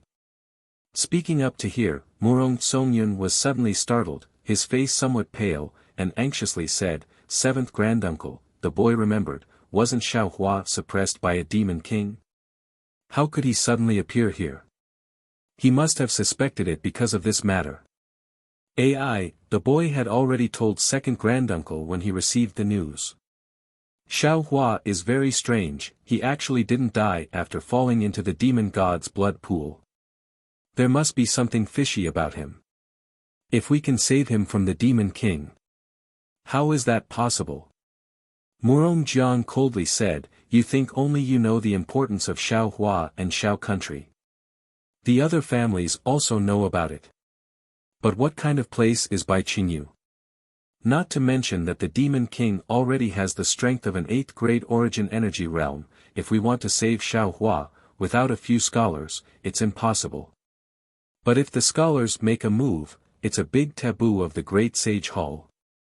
Not to mention that Xiao Hua can't be saved, even the scholars might not be able to return. Moreover, Bai Qingyu is in the center of the 1,000 demons sacred realm. If we Confucian cultivators want to go in, without an organization like Zhai Xing Lu who is very familiar with the 1,000 demons sacred realm, it's very difficult to not be discovered by the demons. So, for a mere Shao country, which family is willing to take such a big risk?" "Granduncle," the boy also thought about this at that time. Murong Songyun was still vexed, but the boy bumped into him too hastily. The boy didn't think about how the boy would answer if the Demon King asked why he didn't save him, so the boy simply pretended that he didn't know anything. Perhaps, because of this matter, the Demon King saw something. Chapter 4483. That's only one of the reasons. Murong Jiang thought for a bit and nodded. Not only that, you might be too hasty. I'm also a bit impatient. Secondly, I feel that Xiao Hua is different from before. I don't have the confidence to kill him. Murong Songyun shook his head. How is that possible? Boy has made great progress in 200 years. Could it be that he's one level higher than Boy? Only Xiao Hua himself knows about this. Murong Jiang dragged out his voice and said, thirdly, wasn't he suppressed by Bai Qingyu's Demon King? How could he suddenly appear here? After we left the hidden immortal continent, we are no longer well informed. I'm afraid we don't know what happened in 1,000 Demons' sacred realm. Damn it! Murong Songyun cursed. Boy knows. Some family must have reached an agreement with the Great Sage Temple and rescued Xiao Hua. That's why he has the courage to talk to 7th Granduncle. And it's because that family is here that Xiao Hua came here. Murong Jiang was stunned again and nodded. Yes, it must be so. Those who can talk to the Great Sage Temple are either first-class families or second-class families. The 4 great families are not in Jiaxing Lu, so they can only be first-class families. That day in the God-Devil Blood Pool, Gongshu, Duanmu, Huangfu, Zhangsun, Yuan, Kong, and Meng families were there. I'm afraid it's one of them. Boy, let's go out for a walk. Murong Songyun couldn't sit still and said, buy some information from Jiaxing Lu and see what happened in 1,000 Demons' sacred realm. Go. Murong Jiang sat back down and said, you don't have to take Xiao Hua too seriously, he is just a Dao sect cultivator, even if he has cultivated to the 7th grade of Essence Qi, he is still a loner, he won't be able to achieve anything big. If he can join our Murong family, it'll be good for you. If he can't, he'll be your enemy in the future. Boy. Murong Songyun bit his lips and said, boy, I don't believe. I can't win him over. Be careful not to draw fire to yourself. Murong Jiang picked up the scroll he had put down earlier and reminded him, do you still remember the matter of the star-picking tower in the Copper Pillar country? Since you've revealed the dragon bones to the East Sea Dragon Palace, don't act on your own initiative and show up at the auction. That time, Jiaxing Lu had almost found out about the Murong family. The patriarch has told you before that you can't be too headstrong. You should let go of what you should. Yes, thank you for your reminder, 7th Granduncle. Murong Songyun was startled and hastily lowered his head to reply. Go and come back quickly. Murong Jiang said with a smile, the challenge will begin soon. I think there will be a lot of excitement waiting to be seen. Yes, the boy understands. Murong Songyun nodded and hurriedly left. When Xiao Hua came out from the Murong family's pavilion, a cold smile appeared on his face. Murong Songyun's guess wasn't wrong. Xiao Hua was indeed moved when she saw Murong Songyun, but after a few words, Murong Songyun mentioned that she had gone to Xiao Empire a few times. Xiao Hua became suspicious. Since Murong Songyun was so concerned about her, how could he not know that she was suppressed by Bai Qingyu's Monster King? Even Ao Zhantian and Jiaxing Zi knew that Murong Songyun had the Murong family behind him, so there was no reason for her not to know. Of course, if it was Gongshu Isin, a woman who didn't know about worldly affairs and only cared about formations, perhaps even with the Gongshu family behind her, she wouldn't know that Xiao Hua was suppressed. However, Murong Songyun wanted to stand out in the Murong family, so how could she not care about the news of the 3 continents? How could she not know that Xiao Hua was suppressed? If Murong Songyun had mentioned Bai Qingyu at that time, or even defended himself, Xiao Hua might not have turned hostile so quickly. However, Murong Songyun's cleverness backfired and he wanted to play dumb until the end, which made Xiao Hua realize that Murong Songyun was acting right in front of her. Since she was suspicious, Xiao Hua thought about the battle at the blood pool of gods and demons and made many discoveries. Looking at the meeting at the stairs and Murong Jiang's behavior, Xiao Hua was even more certain that Murong Songyun wasn't as affectionate as he seemed on the surface. This affectionate side was like the sweet words of a female praying mantis, but behind it, there was a lot of cruelty and exploitation. Therefore, after telling Murong Jiang about the battle at the blood pool of gods and demons, Xiao Hua was ready to leave. Facing Murong Jiang's coercion, Xiao Hua could only sneer. In the end, Murong Jiang had tested Xiao Hua's strength at the blood pool of gods and demons. If Murong Jiang really wanted to fight, Xiao Hua didn't mind taking revenge and bullying the weak again. As for whether Murong Jiang could take a punch from Xiao Hua, that wasn't something Xiao Hua would consider. Xiao Hua walked to the stairs, and her face had already changed into Zhang Xiaohua's. This time, Xiao Hua didn't want to use her original face even if she was beaten to death. She had only met Gongshu and Murong clan, but it had already made her so embarrassed. In the future, if she met other familiar cultivators, how should she address their elders? An unfamiliar 4th grade elemental energy cultivator wouldn't attract too much attention. Xiao Hua wandered around Zhaixing Lu for half a day, and also came across a few places to trade. But what he hoped for didn't happen. Now, most of the cultivators who came to Zhaixing Lu were preparing to enter Star Moon Palace. Who would pay attention to the bidding? Even the things prepared by Zhaixing Lu couldn't be seen in Xiao Hua's eyes. Apart from feeling some of the liveliness unique to the human race, Xiao Hua didn't seem to have gained anything. Seeing that it was boring, Xiao Hua had the intention to withdraw, and prepared to return to the top floor to rest. At this time, she heard a Zhaixing Lu disciple who was only at the 3rd grade elemental energy say, "Seniors, this junior just received news that the challenge to bury the hatchet will begin after a meal. This auction will end here. If seniors still want to bid, wait until after the challenge to bury the hatchet, then come back here to bid." Ha! That Zhaixing Lu disciple had just finished speaking when a burly armament cultivator called out, "Great, there's another show to watch. Brother Mu, I remember that you have some grudges with Brother Qingfeng from the Kong clan. Could it be that you also want to bury the hatchet here?" Beside the armament cultivator was naturally another armament cultivator, but this armament cultivator was slightly short and his face was also yellow. This Brother Mu smiled coldly and said, "The matter between me and Qingfeng is not worth mentioning. How can it be resolved in the challenge to bury the hatchet? Besides, I came to Bright Moon Palace this time to seek an opportunity. It was an opportunity that I fought for with great difficulty from the clan. How can I make trouble for myself before entering?" "That's true."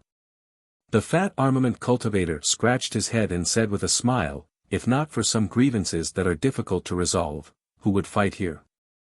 Forget it, let's go and take a look." Xiao Hua was beside these 2 armament cultivators. He looked at these 2 Confucian cultivators whose strength was only at the upper middle of 5th grade essence force and muttered in his heart. Previously, Xiao Hua did not know the origins of Star Moon Palace and felt that it was very mysterious. He was afraid that only high-level cultivators from the 3 mainlands were qualified to come here. After Fairy Xingyu's introduction, Xiao Hua gradually understood that Star Moon Palace was most useful for cultivators and demons around 7th grade essence force. However, when he arrived at Zhaixing Lu, Xiao Hua actually saw Murong Songyun, Gongshu Isin, and other aristocratic family disciples who were only at 5th grade essence force wanting to enter Star Moon Palace. These aristocratic family disciples were, after all, from first-class aristocratic families. Perhaps their potential was limitless and they were qualified to enter Star Moon Palace. However, the 2 Confucian cultivators that Xiao Hua saw now had average strength and aptitude. Xiao Hua really did not know what special opportunity they would have if they entered Star Moon Palace. However, when he saw the smug look on their faces, Xiao Hua somewhat understood. At this point, the opportunity in Star Moon Palace was no longer important. What was important was whether or not they could obtain the qualification to enter Star Moon Palace. This was a kind of glory, a capital that could be flaunted. Sigh, in the eyes of Fairy Xingyu and Su Ji, Star Moon Palace is a matter of life and death. In the eyes of Gongshu Jingye and Murong Jiang, it is an opportunity for a breakthrough. However, In the eyes of many cultivators, it has become a kind of qualification. Xiaohua sighed. I have to say, in the eyes of different people, the same thing will have different effects. No matter how good the opportunity is, when it is fought over by everyone, it will also change its meaning. Seniors, there is no need to be anxious. Just as Xiaohua was about to leave, the Zhai Xinglu disciple in the auction hall said loudly, after a while, Zhai Xinglu will use the defensive array in the building to send all of you to the place where the former enmity will be buried. Really? The fat armament cultivator had just taken a dozen steps when he heard this and could not help but laugh. This Zhu's primordial stones are, at this point, the armament cultivator surnamed Zhu seemed to have spilled the beans and hurriedly shut his mouth. His two small eyes looked around and his face turned a shade of red. Brother Mu was also stunned, but he smiled slightly and said, "That's right, Zhai Xinglu's arrangement is excellent. When I met Brother Zhu in the hidden immortal continent, wasn't it also at Zhai Xinglu? I remember that day." Yes, yes. Seeing that Brother Mu had changed the topic, the armament cultivator surnamed Zhu hurriedly interrupted. His pair of small eyes looked left and right. When he saw Xiaohua not far away with a faint smile, he fiercely glared at Xiaohua. Xiaohua innocently shrugged his shoulders. He also did not want to hear it, but this armament cultivator surnamed Zhu's voice was very loud. Not only Xiaohua, but many people nearby also heard it. A few of them could not help but laugh. Swoosh!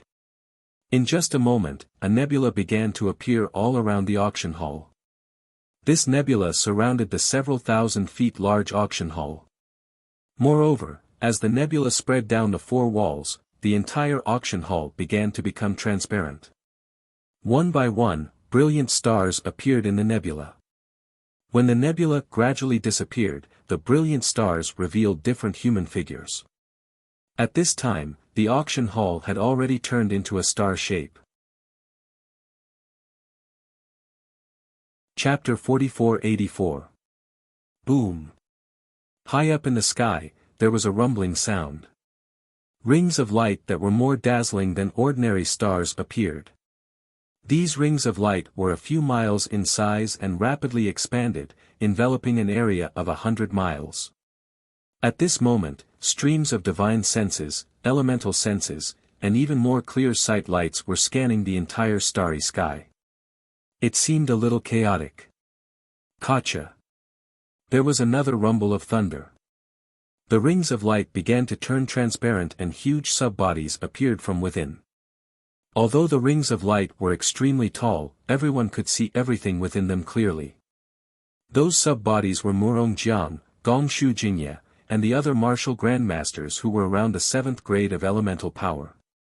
These martial grandmasters released their vital energy and condensed it within the rings of light. Layers of confinement fell from the sky like city walls, enveloping the entire starry sky.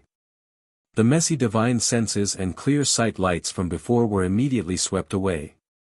No one dared to show any recklessness in front of the martial grandmasters. Xiaohua stood on a star that was slowly rising. He squinted his eyes and looked at the martial grandmasters within the rings of light. The rings of light were huge and there were many martial grandmasters. Xiaohua scanned with his eyes and knew that there were close to 200 martial grandmasters. This meant that there were close to 200 martial grandmasters who came to Zhai Xinglu to prepare to enter Xingyue Palace. Looking below the rings of light, other than the star that Xiaohua was sitting on, there were hundreds of other stars that were gradually rising. Every star was filled with flickering silhouettes. There seemed to be more than 10,000 people. When all the stars had fallen below the rings of light, boom! There was another rumbling sound. In the middle of the rings of light, a full moon appeared out of thin air. The moonlight was like water, and a woman with picturesque features and dressed in palace attire flew out like a fairy. This woman was not as beautiful as Princess Baihua, but under the moonlight and starry sky, she had a unique charm. Almost everyone's gaze landed on her face, and they remained silent for a long time. I am Nan Huayue. Greetings to all the seniors. The woman landed and bowed to the martial grandmasters within the rings of light. Under the orders of my palace lord, I am here to help all the martial grandmasters bury the hatchet. Very good. A proud voice sounded from within the halo. Xiao Hua looked over and saw a man with a simple face and thick eyebrows. First, the various aristocratic families hosted the challenges. Although it was somewhat legal, I always felt that it was unfair. Ever since Jai Xing Lu hosted the challenges, the situation has improved a lot. Today, this old man is very satisfied with the Starry Sky Arena. Please thank the palace lord on behalf of the Duanmu aristocratic family. Nan Huayue replied respectfully, I understand.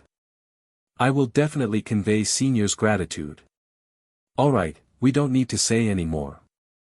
The disciples of the aristocratic families all know the rules of the challenge to bury the hatchet. Before entering the Star Moon Palace, it's good to let these little kids stretch their muscles and bones. Gongshu Jingye opened his mouth, his voice like thunder. Yes, this old man hasn't seen so many aristocratic families' disciples gather together to exchange pointers for many years.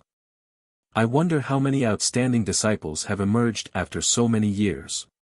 Today, I really want to broaden my horizons. A young man in luxurious clothes said with a smile on his face. Duanmu Lianheng raised his head and looked at the man in luxurious clothes opposite him. He said disdainfully, Brother Meng Cheng, this is a challenge to bury the hatchet. It's not a ranking battle for your Meng clan.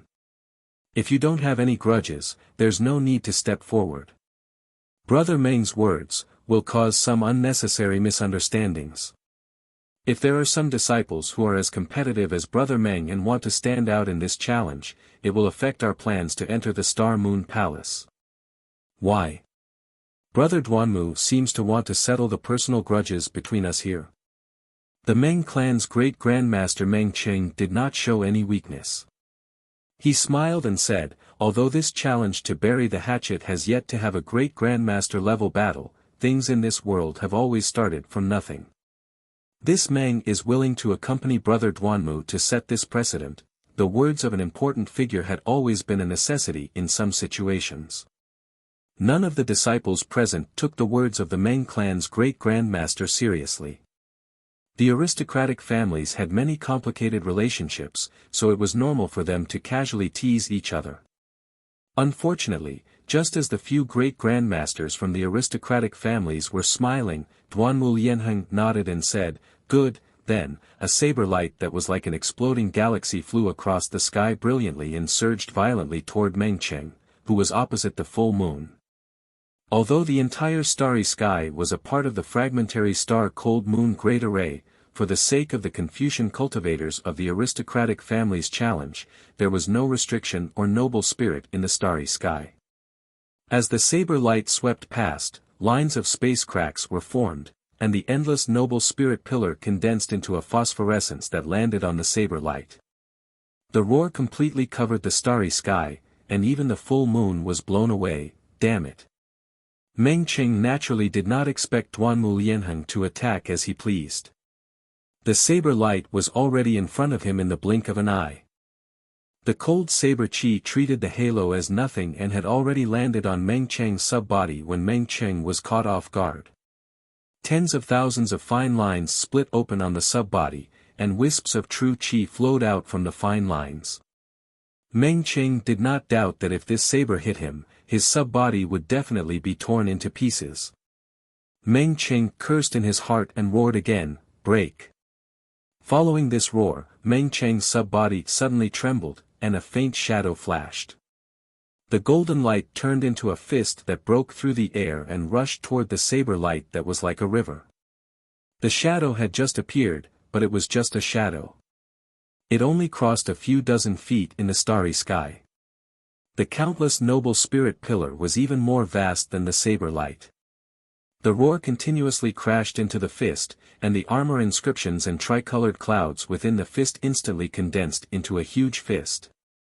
The patterns on the fist were clear, and each pattern was a mountain. The tricolored clouds also covered the many mountains and rivers. At this time, the inscriptions on the armor also flowed on the surface of the fist, and a strand of human chi was produced like silk. The entire fist was filled with the unique noble spirit of the Meng family. It was like a mountain that blocked the murderous river of stars. Boom! The mountain-like fist collided with the water-like saber light.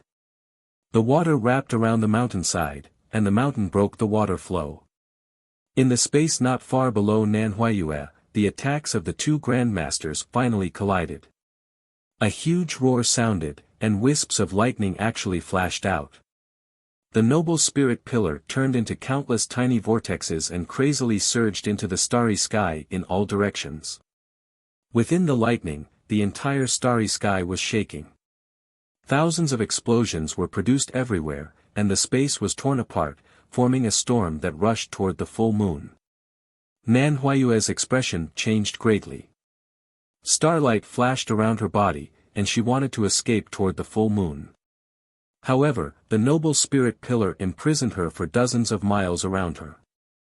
Nanhuayue's figure moved a few times, but she couldn't fly out. The wave-like force had already rushed below her. Not only was her palace dress disheveled, even the true energy protecting her body was scattered. At this critical moment, whoosh! The full moon not far from Nanhuayue suddenly bloomed with milky white moonlight. The moonlight was like milk spilling out.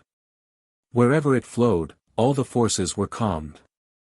Not only did the danger around Nanhuayue disappear instantly, even the space that was torn apart by Duanmu Lianheng and Meng Cheng's attacks disappeared without a trace.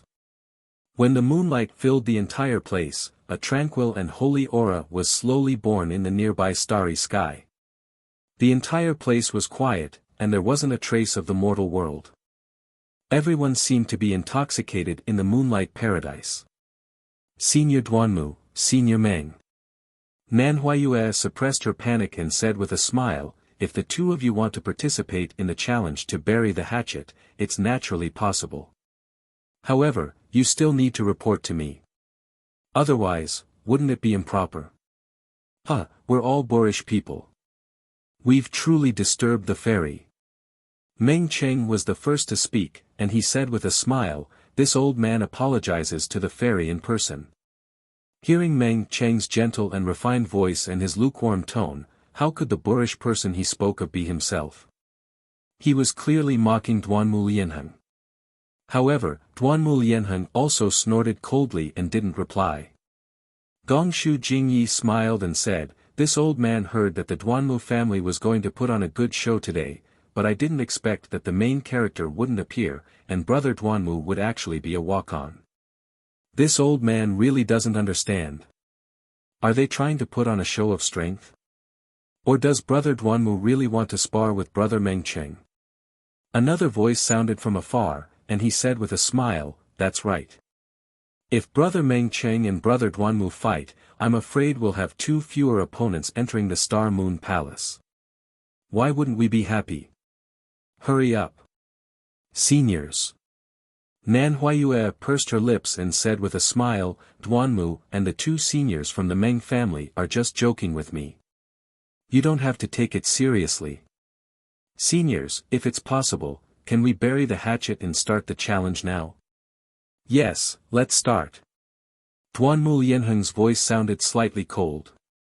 Meng Cheng also smiled and said, "Fairy Nan, please start. We'll listen to Zhai Xing Lu's arrangements from now on." We don't dare." Nanhuayue said respectfully, "This junior is only cooperating with the seniors. The real decision is in the hands of the seniors." After she finished speaking, Nanhuayue raised her hand and took out a round purple square cauldron from her palace dress. She said, "Seniors, please put the names of the fellow immortals who are participating in this challenge into this general dispatch cauldron. This junior will invite these fellow immortals out one by one according to the rules of the challenge." Swoosh swoosh swoosh. As Nanhuayue sent the general dispatch cauldron into the starry sky, the jade eyes in the hands of the various great grandmasters turned into shooting stars and fell into the cauldron. Every time a jade eye fell, the sound of a drum would be heard from the cauldron. After the jade eyes disappeared, the sonorous and powerful battle drum formation music also left a lingering sound in the starry sky. Fight, fight, fight. The battle drums had just stopped, but the sound of thousands of horses neighing could be heard again. All the disciples from the various great grandmasters felt their blood boil, and they couldn't help but roar with the battle drum music.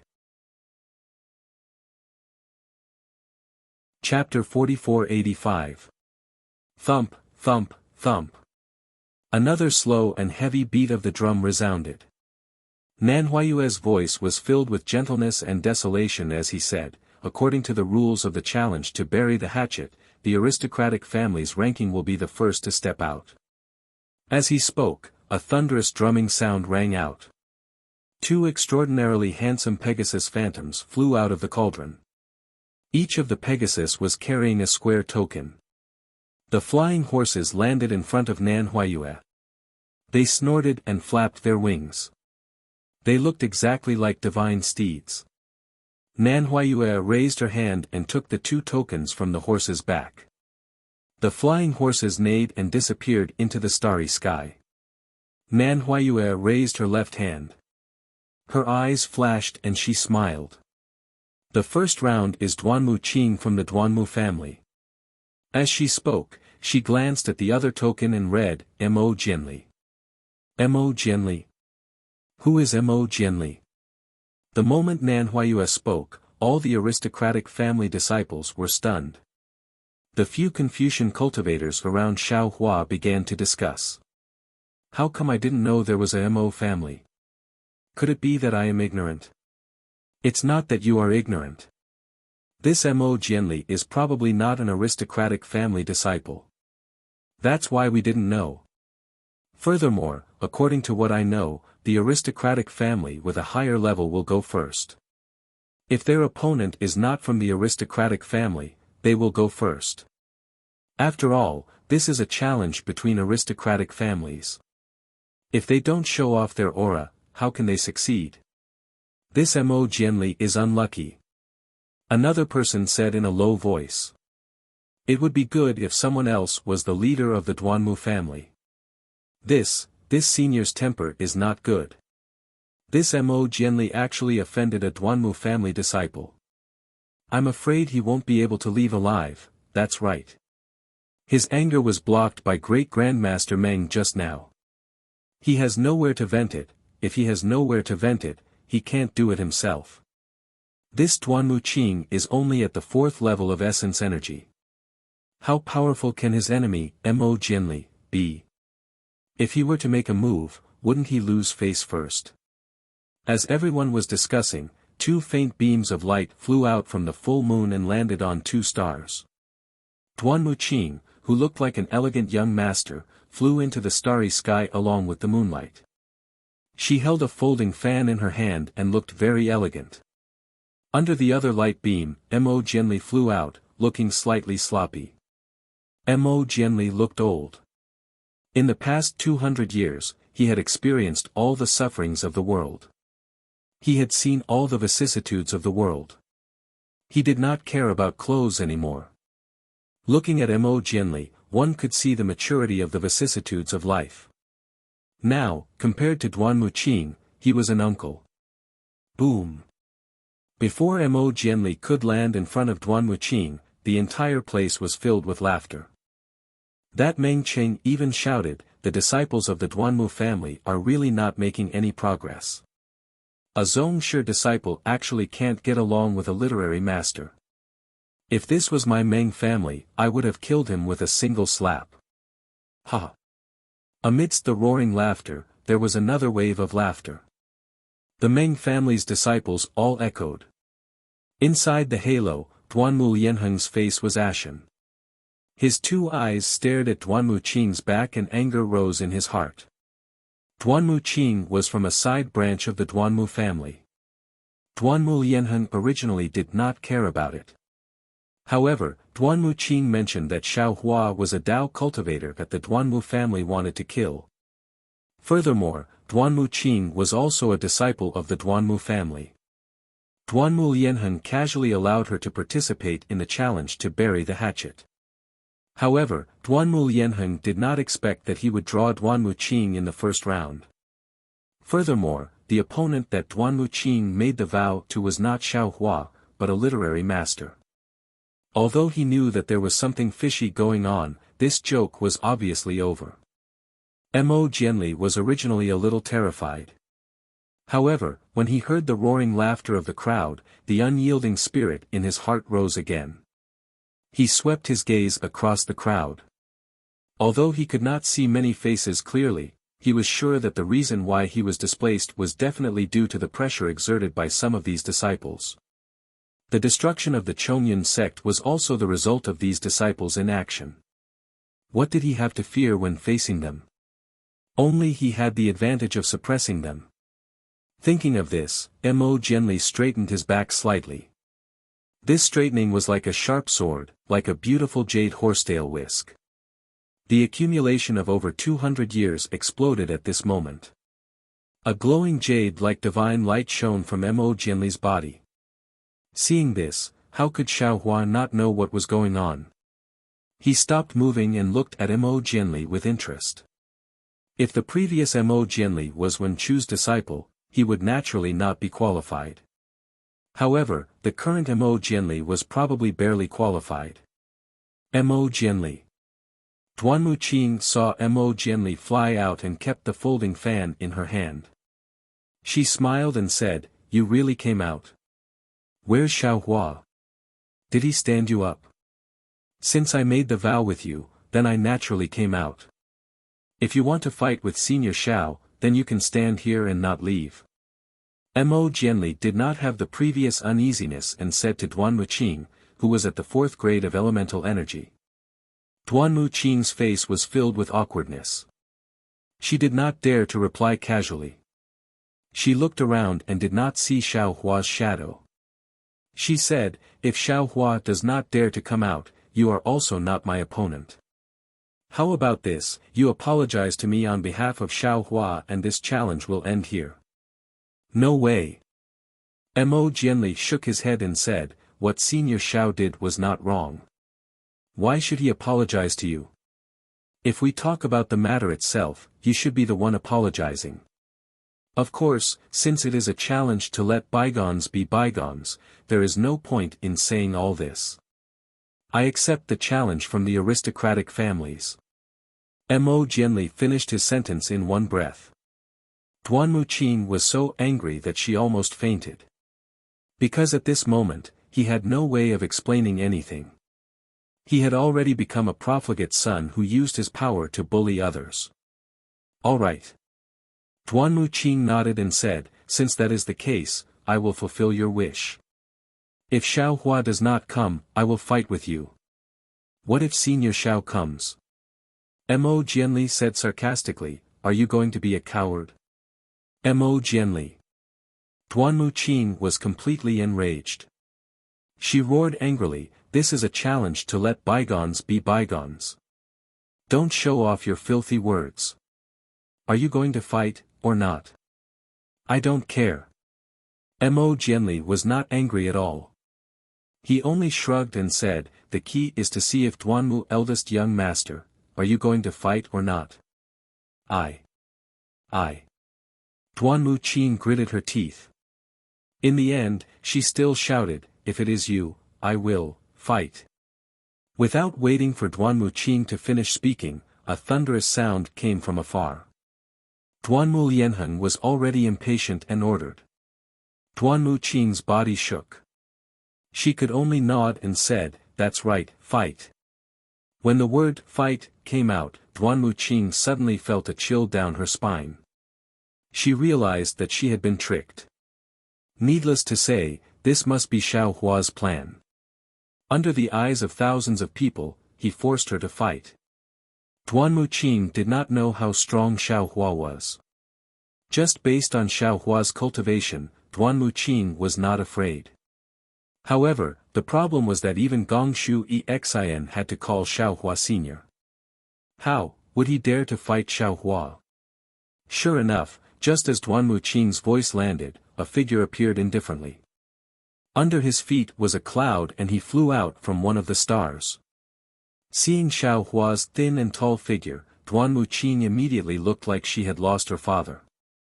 Her face was pale and her eyes were spitting fire as she stared at Xiao Hua. If looks could kill, Xiao Hua would have died 100 times.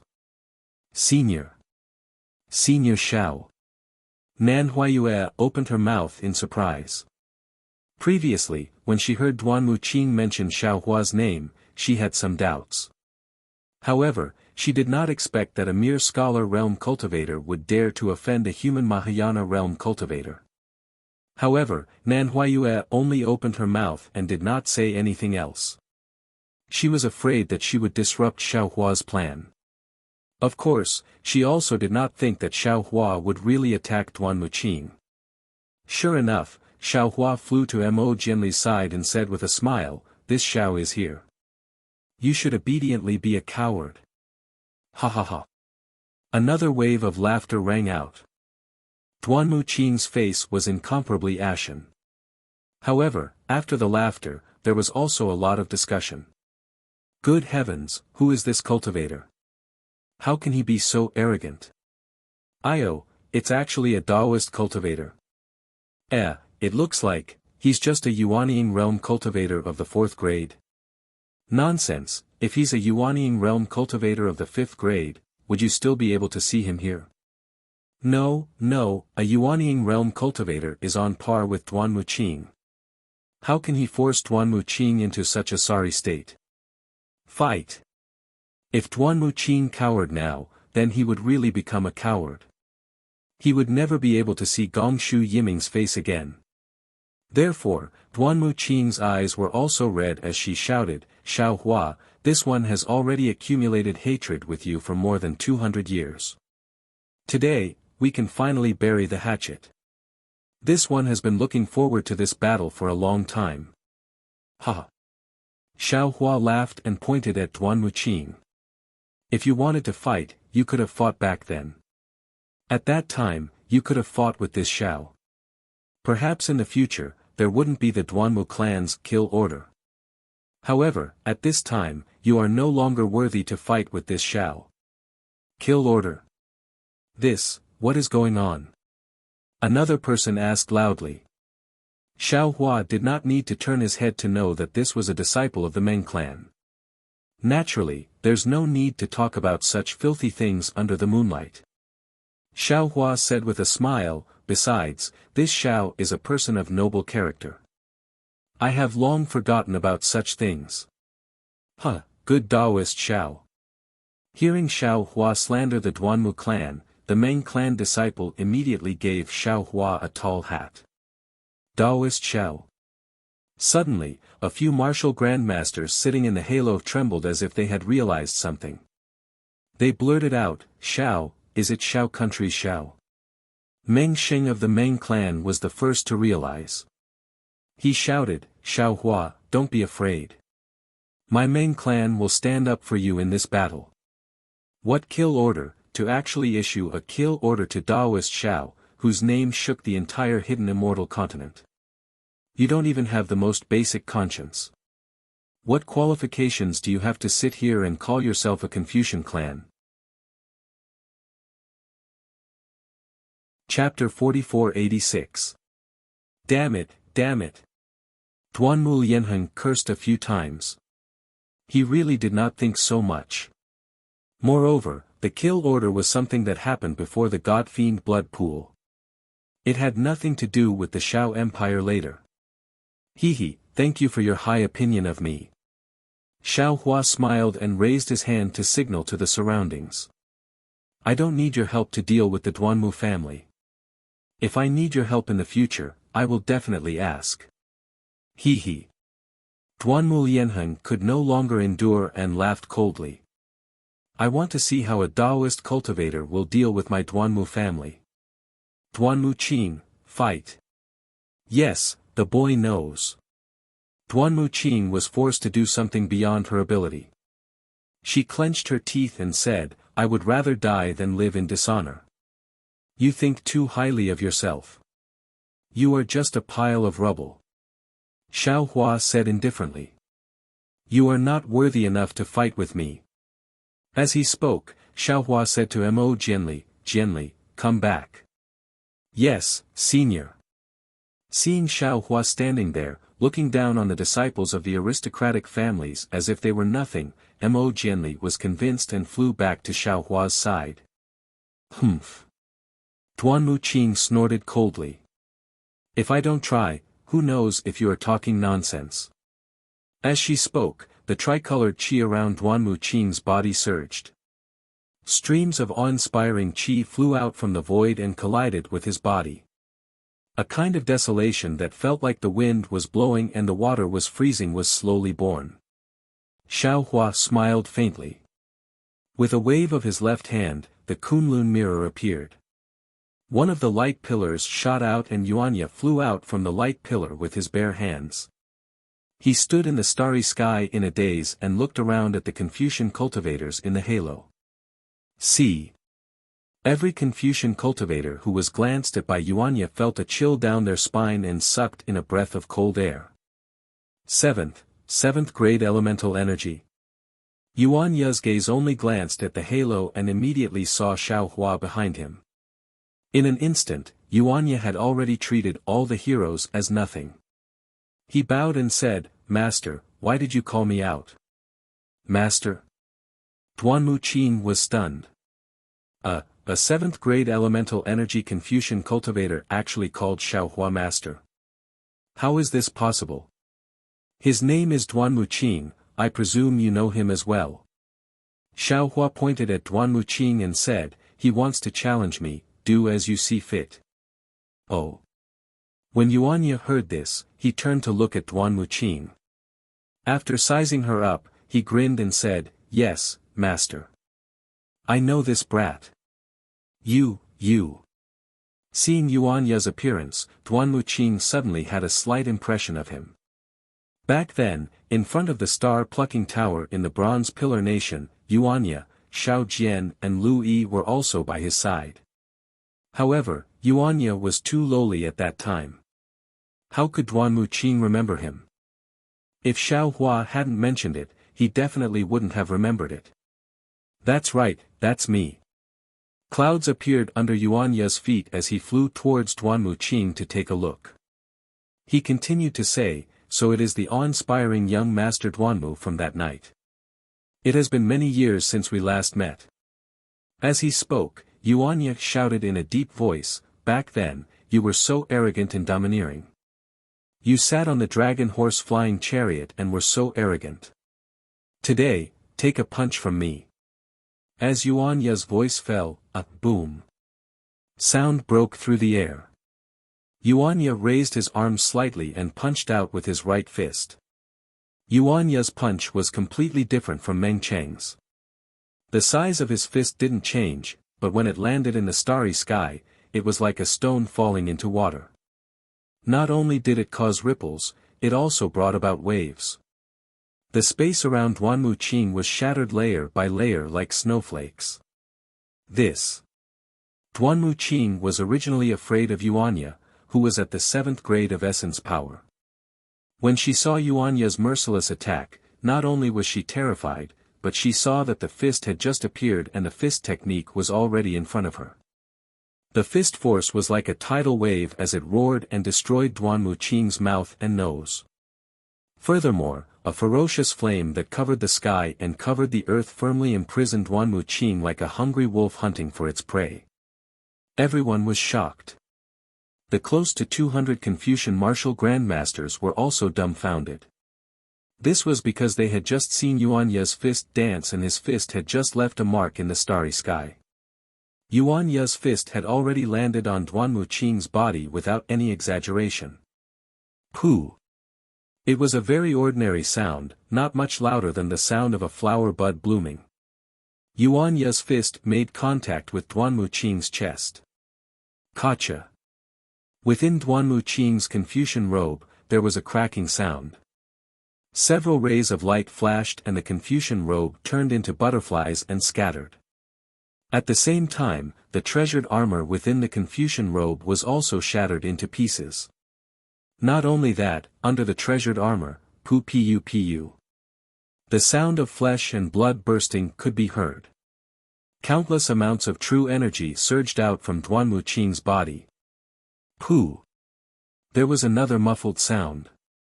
Duanmu Qing raised her head and spat out a mouthful of blood. The blood was mixed with a rich three-colored true energy.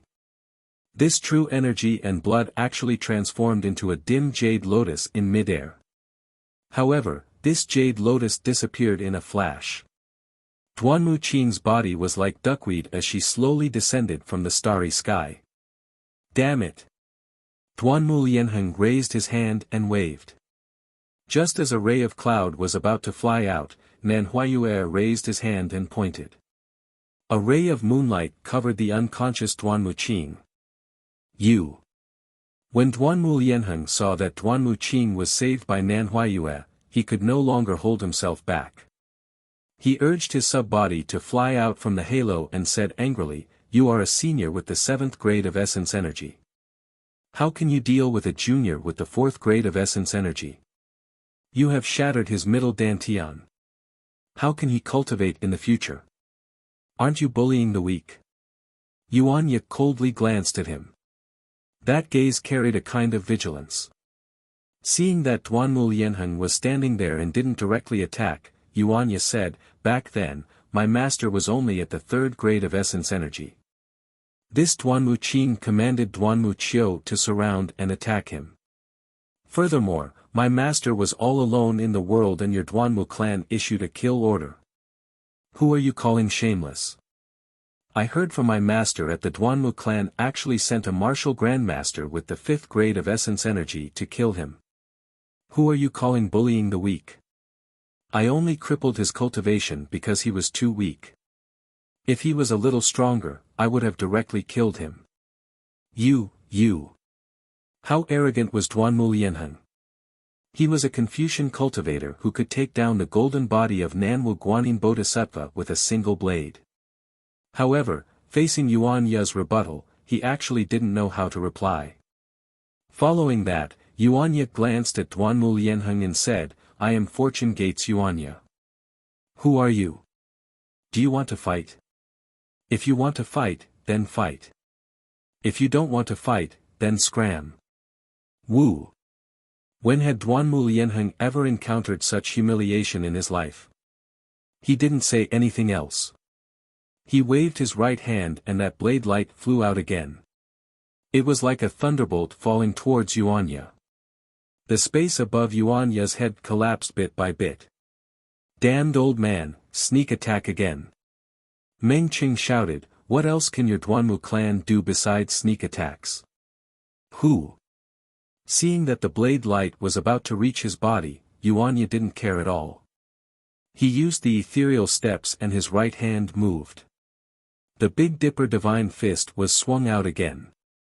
Where the fist landed, the space was also shattered. Spiderweb-like spatial cracks surged out. Ka! In a flash, the fist landed on the blade light. Amidst the sound of metal and stone, the blade light was smashed into pieces by the stone-like fist. A bloodthirsty fist wind passed through the blade intent and directly rushed into Duanmu Lianheng's body. Ah! This Tao Gate's cultivator is so powerful. The group of Confucian disciples were shocked, and they all exclaimed in unison, "This so-called Fortune Gate disciple, Yuan Ye, is able to fight to a draw with Duanmu Lianheng of the Duanmu family, then what about the master he mentioned? Wouldn't he be able to easily take Duanmu Lianheng's life?" Hiss. Not only were the Confucian disciples shocked, even Duanmu Lianheng was shocked once again. This fist wind was filled with blood. If a cultivator hadn't heard of the blood massacre, they definitely wouldn't have such a fist wind. Although Duanmu Lianheng's cultivation seemed to be slightly stronger than Yuan Ye's, his morale definitely couldn't compare to Yuan Ye's, who had fought to the death with the Devil Clan. Puff, puff, puff. Like an explosion, the protective layer around Duanmu Lianheng's body rushed into his body through his hand. Not only did the explosion cause cracks to appear on Duanmu Lianheng's Confucian cultivation, it even created ripples in the nearby starry sky. Senior Duanmu. Before Duanmu Lianheng could circulate his true qi to resist this fist wind, Nan Huayue anxiously said, "You're not in the general dispatching cauldron, so you can't do anything." Duanmu Lianheng hurriedly retreated and took a deep breath. The clouds around his body surged once again, and he barely managed to disperse Yuanya's fist wind. Then, he pretended to be innocent and pointed at Yuanya, saying, This senior Yuanya is the disciple designated by Senior Shao, so he's in line with the rules of the challenge to bury the hatchet."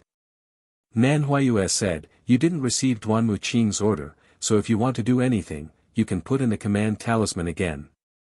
"All right." How could Duanmu Lianheng show weakness? He narrowed his eyes and said, "I'll challenge this Daoist Shao." Just as Duanmu Lianheng finished speaking, Nan Huayue, Duanmu Lianheng, and many other Confucian martial grandmasters shone with a radiance. Nan Huayue was startled. She raised her hand and picked up a jade pendant. Her clear gaze fell upon it, and a surprised expression appeared on her face. After a moment, she said, "Seniors, the Tower Lord has sent a message that the Xianhuang command talisman is going to update the Xianhuang proclamation. Junior remembers that all the seniors have bid for the Xianhuang proclamation from my Zhai Xing Lu. Presumably, it was the Tower Lord who sent the message to all of you. If it's possible, Junior will announce the Xianhuang proclamation here." "All right." Meng Qing clapped his hands and smiled. "After reading the Xianhuang proclamation, we'll see how Duanmu Lianheng sneak attacks Daoist Shao." "Shut up!" Duanmu Lianheng roared. "Meng Qing, if you're not convinced, you can come down and fight. Can you wait until this old man comes down?" Meng Qing smiled and said, "You'd better think about how to deal with this Fortune Gate's disciple after the Xianhuang proclamation is updated. If there are no objections, Junior will announce the new Xianhuang proclamation on behalf of my Zhai Xing Lu." Nan Huayue looked at everyone and asked. Chapter 4487. Quick, quick, quick. Gongshu Jingyi said with a smile, "I want to see who will become an influential figure in the Daoist sect in a few years." Hearing that the Xianhuang token had updated the Xianhuang proclamation, all the Confucian cultivators were in high spirits. They all looked at Nan Huayue with wide eyes. After all, the Xianhuang proclamation was not only a hunting list, but also a huge gamble with the 3 continents as a plate. All the Confucian cultivators wanted to get some excitement from the Xianhuang proclamation. However, when everyone's gaze fell on Nan Huayue, his face turned red again. He seemed to be embarrassed as he said, "Seniors, I have a small condition, speak quickly." Duanmu Lianheng scolded impatiently. Meng Qing said coldly, "Brother Duanmu, why are you so rude? As the representative of the Duanmu family, even if you can't have tender feelings for the fairer sex, I'm afraid you can't scold a young girl, right? Can't you see that she's embarrassed before she even speaks? Damn it." Duanmu Lianheng's eyes overflowed with brilliance as he looked at Meng Qing. His tone was filled with anger. However, he only cursed inwardly. He glanced at Yuanya from the corner of his eyes and suppressed his anger. "I know that seniors have already bid for the Xianhuang proclamation." Nan Huayue smiled apologetically. "However, the Xianhuang proclamation will be transmitted to the Thousand Demons Sacred Realm after it's published on the Hidden Immortal Continent. Just now, the Tower Master sent a message saying that if we want to publish it together with the Hidden Immortal Continent, it will cost a lot of origin stones. If seniors want to see it now, please, take out 50% of the origin stones." "I'm sorry, seniors. Damn it, isn't this raising the price?" Murong Jiang cursed in a low voice. Gongshu Jingyi pondered for a moment and said, "Miss Nan, your Tower Master is right. If we use ordinary methods to obtain the Xianhuang proclamation, it won't cost too much even in the Thousand Demons Sacred Realm. However, there will be a long delay. Now that we want to obtain the Xianhuang proclamation in both the Thousand Demons Sacred Realm and the Hidden Immortal Continent, I'm afraid we'll have to use some secret formations of the Star-Picking Tower." Even my Gongshu family doesn't have such a secret formation in the Thousand Demons sacred realm. Of course, my Gongshu family also knows how difficult it is to construct the Xianhuang proclamation. It's worth it to spend some origin stones. Fine, my Gongshu family is willing to take out these primordial stones. As he spoke, Gongshu Jingyi sent a voice transmission to a star in the distance. A disciple of the Gongshu family flew over with the yin-yang bracelet and handed it to Nanhuayue. Nanhuayue released his divine perception to take a look before carefully withdrawing it. He bowed and said, "Many thanks to Senior Gongshu. You are the one who empathizes with Zhai Xinglu's hard work." Since the Gongshu aristocratic family had taken the lead, the other aristocratic families didn't have much to say. In just a moment, the aristocratic families also replenished their primeval stones. After Nanhuayue sent all of the origin stones into the full moon above his head, he heard a series of rumbling sounds from the starry sky. A fist-sized vortex appeared amidst the rumbling sounds. Several dark green threads of lightning flickered within the vortex, and a kind of powerful void energy surged out from the vortex and instantly covered the entire space. Teleportation channel. Xiaohua glanced over and couldn't help but frown. This was because the dark green threads of lightning were very similar to the three corpses in lightning. The void energy within the vortex even revealed the aura of a teleportation channel. Boom. Boom. Boom. After the whirlpool was formed, the sound of thunder slowed down. However, with every rumble, the whirlpool would increase in size. In less than half a cup of tea's time, the space above the full moon was enveloped by the whirlpool. At this time, the vortexes overlapped and became heavier, like rotating stars. An incomparably vast aura came from the vortexes, and between the vortexes, the strands of lightning that were like hair before were now like horned dragons. These lightning bolts were connected to different vortexes, and as they flickered, they seemed to have the power to destroy the world. Other great masters might not have felt anything, but Gongshu Jingye's eyes flashed with silver moon pupils, and his face showed astonishment. The Gongshu family had always been famous for their arrays, and Gongshu Jingyi was also an array master. However, he had never seen the Gongshu family build such a huge defensive array. Moreover, in his silver moon pupils, he didn't see any trace of a defensive array at all. He didn't even see the Dharma power of an ordinary Taoist array. No wonder Zhai Xinglu is so powerful.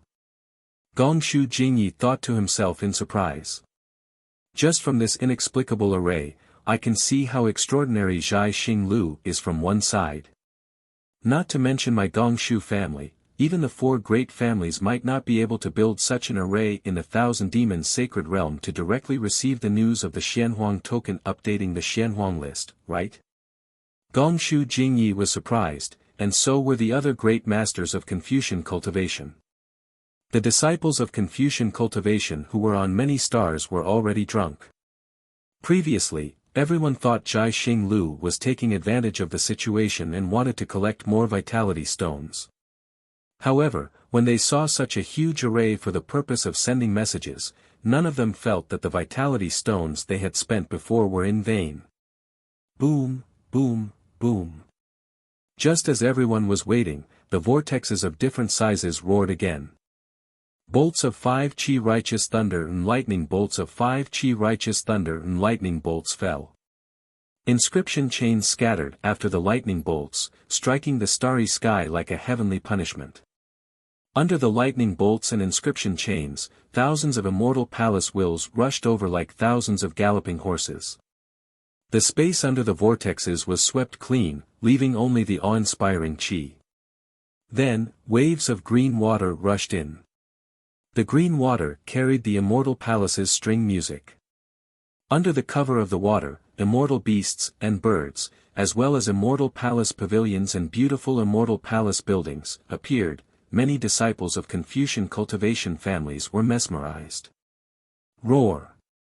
Just as everyone was mesmerized, a dragon's roar sounded. The tens of thousands of palaces shattered, and thousands of hectares of greenery collapsed. A huge black dragon flew out of the debris. When the black dragon rushed high into the sky, roar. Another tiger's roar sounded, and an earthy yellow tiger roared out. The dragon soared and the tiger leaped. Gotcha! The 5 chi righteous thunder struck out of nowhere, and the black dragon turned into a blacklist. The list was faintly surrounded by dragon shapes.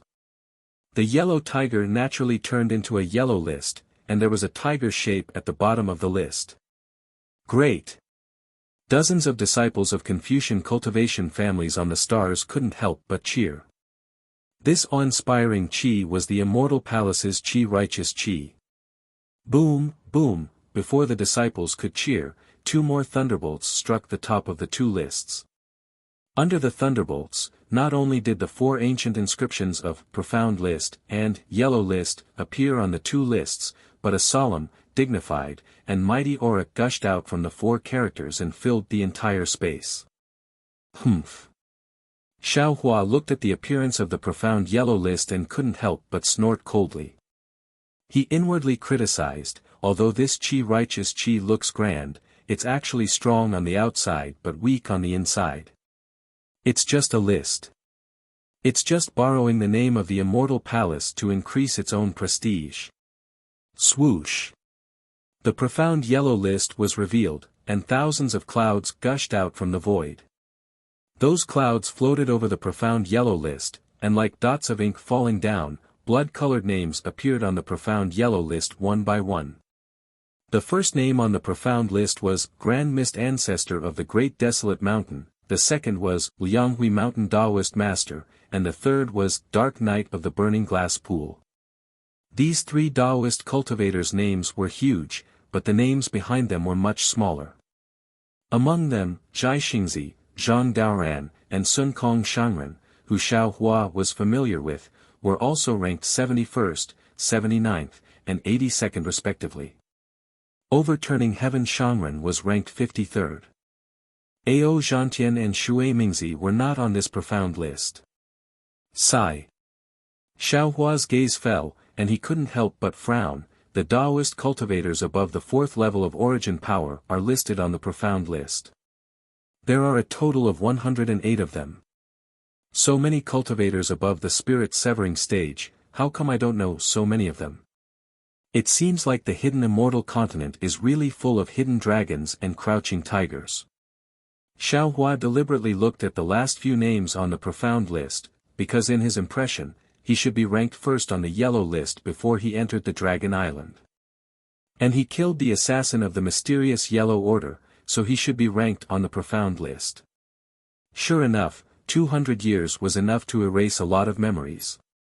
His name didn't appear on the profound list, so no one knew that Xiao Hua was once ranked on the profound list. After looking at the profound list, the yellow list also appeared in the multicolored light. 360 bloody names appeared in front of everyone. The first one was Taoist Master Qing Su of the Great Song Mountain Range. Soaring Dragon Mountain Range's Xiong Yi, Soaring Dragon Mountain Range's Li Xiang, and His Highness Lan of the Soaring Dragon Mountain Range were ranked 67th, 81st, and 107th respectively. As for Chang Yu of the Soaring Dragon Mountain Range, he was ranked 304th because he was only at the early nascent soul stage. Xian Ping, Su Tingzi, and the others were not on the profound list. Xiao Hua had seen the other Taoist cultivators on the Yaotai Mountain before, but Xiao Hua didn't know most of them. After the multicolored light faded, the profound list and the yellow list gradually returned to normal. Those bloody names seemed like a mocking smile, and even more so, it seemed like they were looking at the numerous Confucian cultivators with desolate eyes. Oh! Murong Jiang, who was in the distant halo, asked in a low voice, "This old man remembers that Xiao Hua was ranked last on the previous profound list. Why is there no trace of him here? I'll let Senior Murong know." Nan Huayue said in a low voice, "Junior checked the profound list before. Senior Xiao was once on the yellow list, and later on, he was ranked on the profound list. Then, for some unknown reason, he disappeared again." Xiao Hua. "I remember now, he Isn't he that Taoist cultivator who was suppressed in Qingyu some time ago? Another great grandmaster from a Confucian family asked curiously, since he has been suppressed, he will naturally disappear from the profound board. That Confucian martial grandmaster naturally said what the majority of the Confucian cultivators were thinking. The entire halo once again returned to normal. Everyone seemed to be pondering why Xiao Hua suddenly left Qingyu, and also seemed to be waiting for the profound list to be updated. Chapter 4488. Rumble. Thunderous sounds were heard again from the huge whirlpool that enveloped the space. Then, the chains of Ming Lu swayed wantonly in the whirlpool like a horned dragon. A feeling that Ming Lu couldn't escape arose from the bottom of everyone's heart. Wu. Amidst the rumbling, the 9-colored clouds surged out. Suddenly, a strange whistling sound came from the clouds. The clouds shrunk rapidly, and a bloody light appeared in the vortex. A meteor that was several feet long flew out from the vortex. This meteor had a bloody tail and crashed into the yellow board at lightning speed. Kacha. A crisp sound was heard. The name of the last name on the yellow board was smashed into pieces. A red light flashed, and a large word that looked like it was written with a bloody brush appeared. Fortune Gates Lu Peng. Fortune Gate. A Confucian cultivator said strangely, since when did the mysterious yellow board put a bounty on the disciples of our Confucian sects? Isn't this nonsense? Not necessarily. Another Confucian cultivator frowned and said, maybe it's a Taoist sect. Brother Situ, are you confused? Since when did our hidden immortal continent have a Taoist sect? Of course there isn't one on the hidden immortal continent, but it doesn't mean there isn't one in the Pure Land, right? Those bald donkeys have always indulged Taoist cultivators. Previously, many of the people on the mysterious yellow board were Taoist cultivators living in seclusion in the Pure Land. Humph, Brother Sima. Meng Chang's face had a trace of excitement. He snorted and said, have you two brothers forgotten? Wasn't the one who blocked Duanmu Lianheng's sneak attack in the challenge just now Yuanya of the Fortune Gate? Io, that's right, that's right. The two Confucian cultivators suddenly came to their senses. After all, the saber and fist earlier were too fast, and Yuanya's self-introduction did not attract too much attention. If Meng Cheng had not mocked Duanmu Lianheng for being a Fortune Gate disciple, he probably would not have remembered. Fortune Gate. With Meng Cheng's reminder, in the entire space, more than 10,000 Confucian disciples and hundreds of Confucian cultivator families all looked at Xiao Hua and Yuanya. The Fortune Gate's reputation was like the rising sun, revealing a ray of dawn in the 3 continents. Fortune Gate's Lu Peng. Xiao Hua was a little confused. He had not expected that the first person to reveal himself would be one of his Fortune Gate's disciples. However, he had no recollection of Lu Peng's name. Thinking of this, Xiao Hua glanced at Yuanya. Unfortunately, Yuanya was as silent as always. He only glanced at the yellow board before focusing his attention on Duanmu Lianheng. Congratulations, Senior Xiao. Nan Huayue said respectfully. Fortune Gate's disciple on the ranking list. Xiao Hua smiled. He looked at the profound yellow bulletin and the surrounding scholarly cultivator clans and said, this is the hunting bulletin.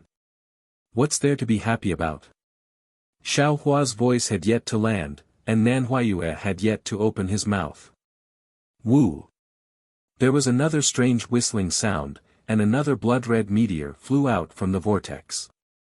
It smashed through the rosy clouds, dodged the Ming Lu chains, and crashed into the yellow board. Precisely, the second name that was written upside down shattered, and the name that was revealed was, Fortune Gates Yu Buping. Motherfucker, I understand now. Xiao Hua suddenly thought of something, and the corners of his mouth curved into a smile. These two Yu Buping and Lu Peng, aren't they Yu Zhongquan's Yu clan and Lu Yi's Lu clan's disciples? I'm afraid they have already arrived at the soaring Dragon Mountain range, and even, attracted the attention of the Immortal Palace. That's why the profound yellow bulletin changed. Seeing this, Meng Cheng asked curiously, "What's going on? Why are there two Fortune Gates disciples in succession? This profound yellow bulletin, is there something wrong with it?" Then, he turned to Nan Huayue and asked, "Miss Nan, your star-picking tower's defensive formation, is fine, right?" Nan Huayue said proudly, "Senior Meng, please rest assured. Even if there is something wrong with the profound yellow bulletin, my star-picking tower's defensive formation is absolutely fine, woo woo woo." Before Nan Huayue's voice fell, another violent gust of wind came from the whirlpool. This gust of wind was so sharp that not only did it suppress Nan Huayue's voice, but it also filled the entire space. Then, dozens of blood-red meteors flew out one after another, crazily slamming into the profound yellow bulletin. The entire profound yellow bulletin was distorted, and even Huang Hu, who was below the profound yellow bulletin, let out a mournful wail. Kacha! Kacha! Bursts of cracks appeared on the profound yellow bulletin like beans being fried. One by one, the blood-red names were shattered, and brand new names appeared on the profound yellow bulletin. Although these names were different, they all had the words, "Fortune Gate," in front of their heads. Woo-woo. Everyone was shocked, and a burst of screams that were crazier than the howling of the wind rang out. It actually suppressed the sound of the meteors crashing into the profound yellow bulletin. How is this possible? How is this possible? How is this possible? A Tao cultivation sect actually has so many disciples on the profound yellow bulletin? This. How is this still called the profound yellow bulletin? Just call it the bounty bulletin. There's definitely something wrong with the profound yellow bulletin. How can it update so many profound yellow bulletin boards at once? Where did this fortune gate come from?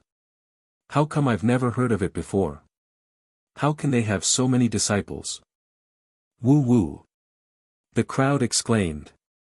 The shouts and doubts did not stop. The second wave of wind whistling was heard. The entire whirlpool in the sky turned crimson red. Hundreds of crimson stars flew down again.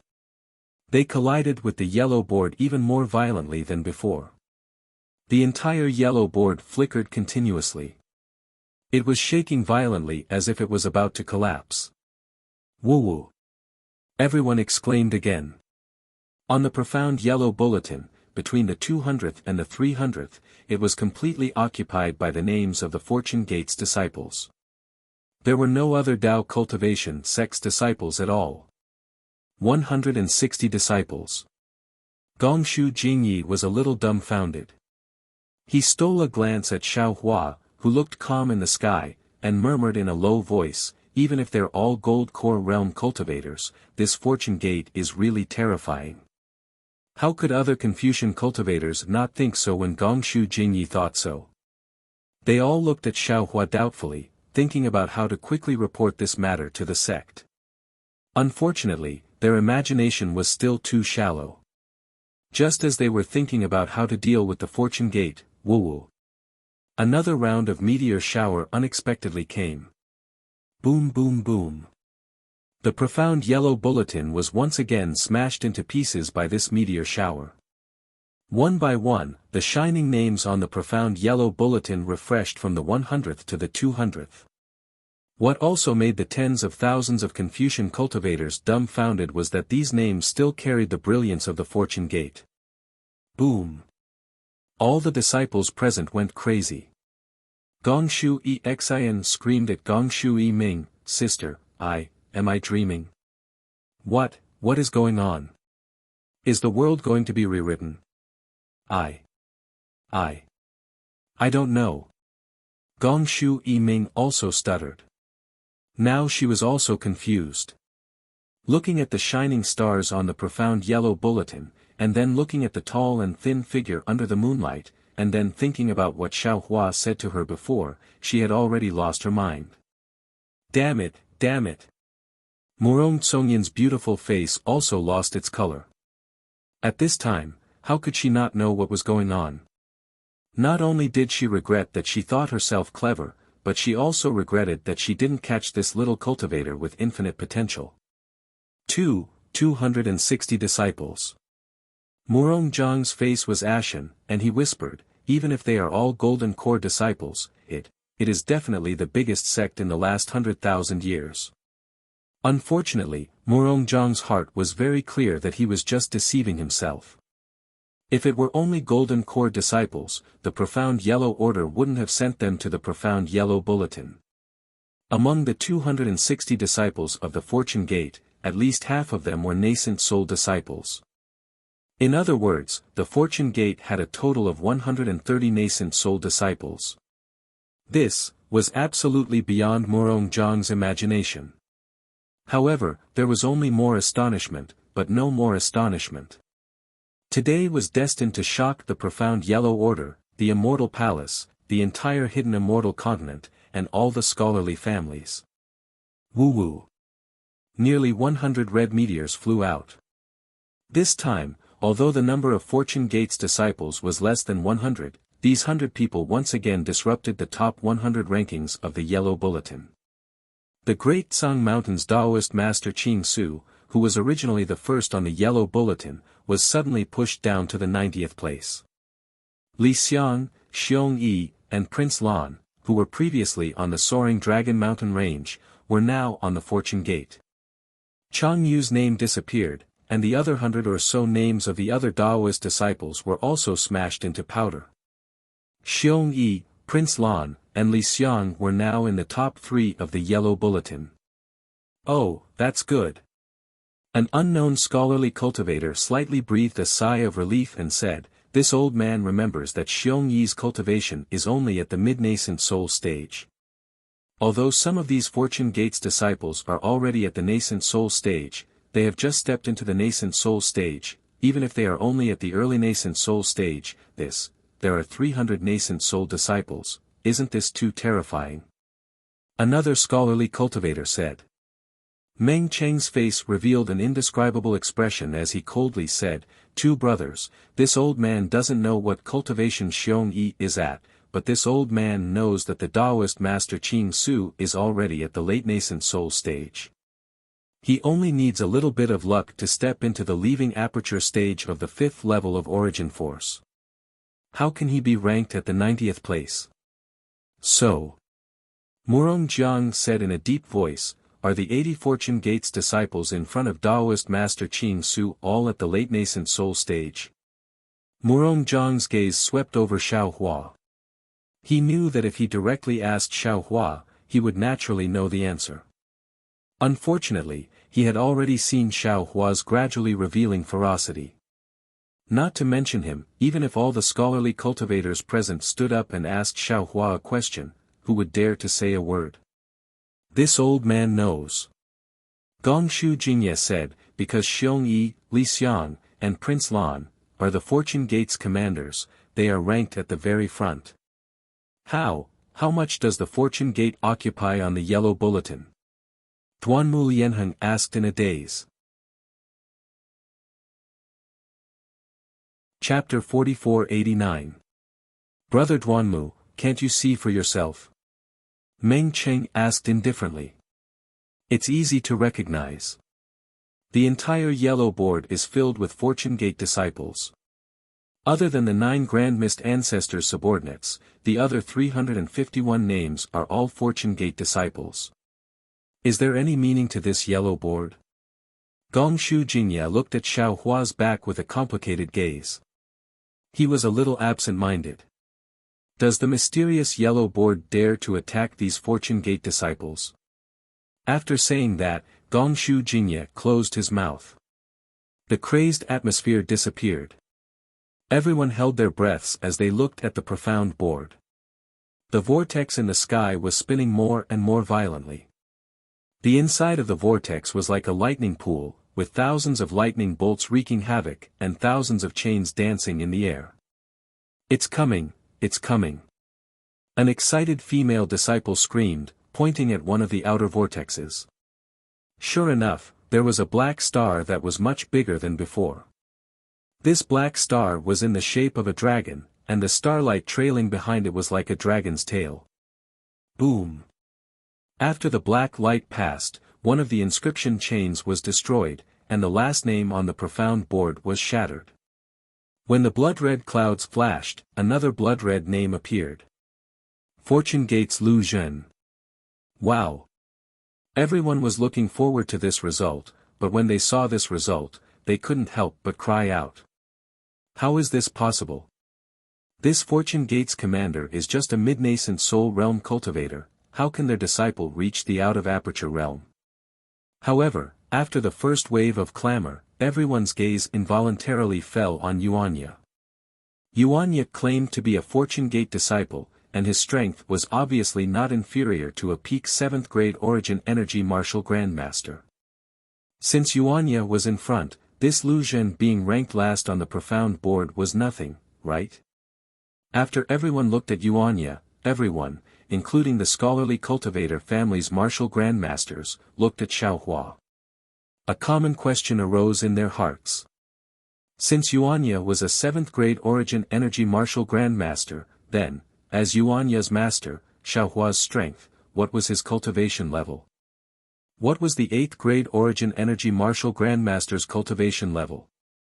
Could it be 9th grade Origin Energy Martial Grandmaster? Xiaohua's mood was different from others. Other than pride, there was only pride in his heart.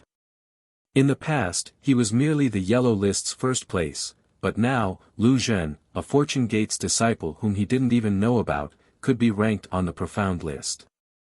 Woo, woo. Following that, more and more profound stars flew out from the vortex, breaking everyone's astonishment again and again. Unsurprisingly, all the profound stars that entered the profound list were Fortune Gates disciples. Each and every one of their names lit up the Fortune Gates morning sun like a blazing sun. The brilliance of the scorching sun tore apart the Xian bulletin and occupied nearly 60% of the positions. The updating of the Xian ranking was somewhat different from that of the Huang ranking. Most of the time, names were updated one after another, unlike the Huang ranking. Sometimes, a group of names would be updated, and when the top 20 names began to dim, the entire vortex would stop, as if something was brewing. In contrast to the vortex, the entire space fell silent once again. No one was even willing to breathe loudly. Although they still had a shocking idea in their hearts, they still did not dare to believe it and waited quietly for the Bound of Universe token to be revealed. Whing, whing. The vortex finally moved, and a huge profound star flew out from the vortex. The lightning and chains were shattered by this profound star. The profound star streaked across the space, creating a rumbling sound that shook the entire space. The profound dragons surrounding the profound list were somewhat uneasy, and they struggled with all their might, wanting to rush out of the profound list. Boom! The profound star fell, shattering the 20th name, and Fortune Gates Fujiwen's name was written on it. Ah! Fujiwen. Did the profound yellow list make a mistake? Within the halo, a middle-aged man couldn't help but shout, or maybe it's someone with the same name. My Fu family's Fujiwen should be a Confucian cultivator. How can he be ranked on the profound yellow list? Brother Fu. Don't worry. An old man next to him laughed and said, this is definitely not your Fu family's Fujiwen. Those who can be ranked on the profound list are all Taoist cultivators, and all of them are above the 5th grade of Origin Energy. I've seen your Fujiwen before.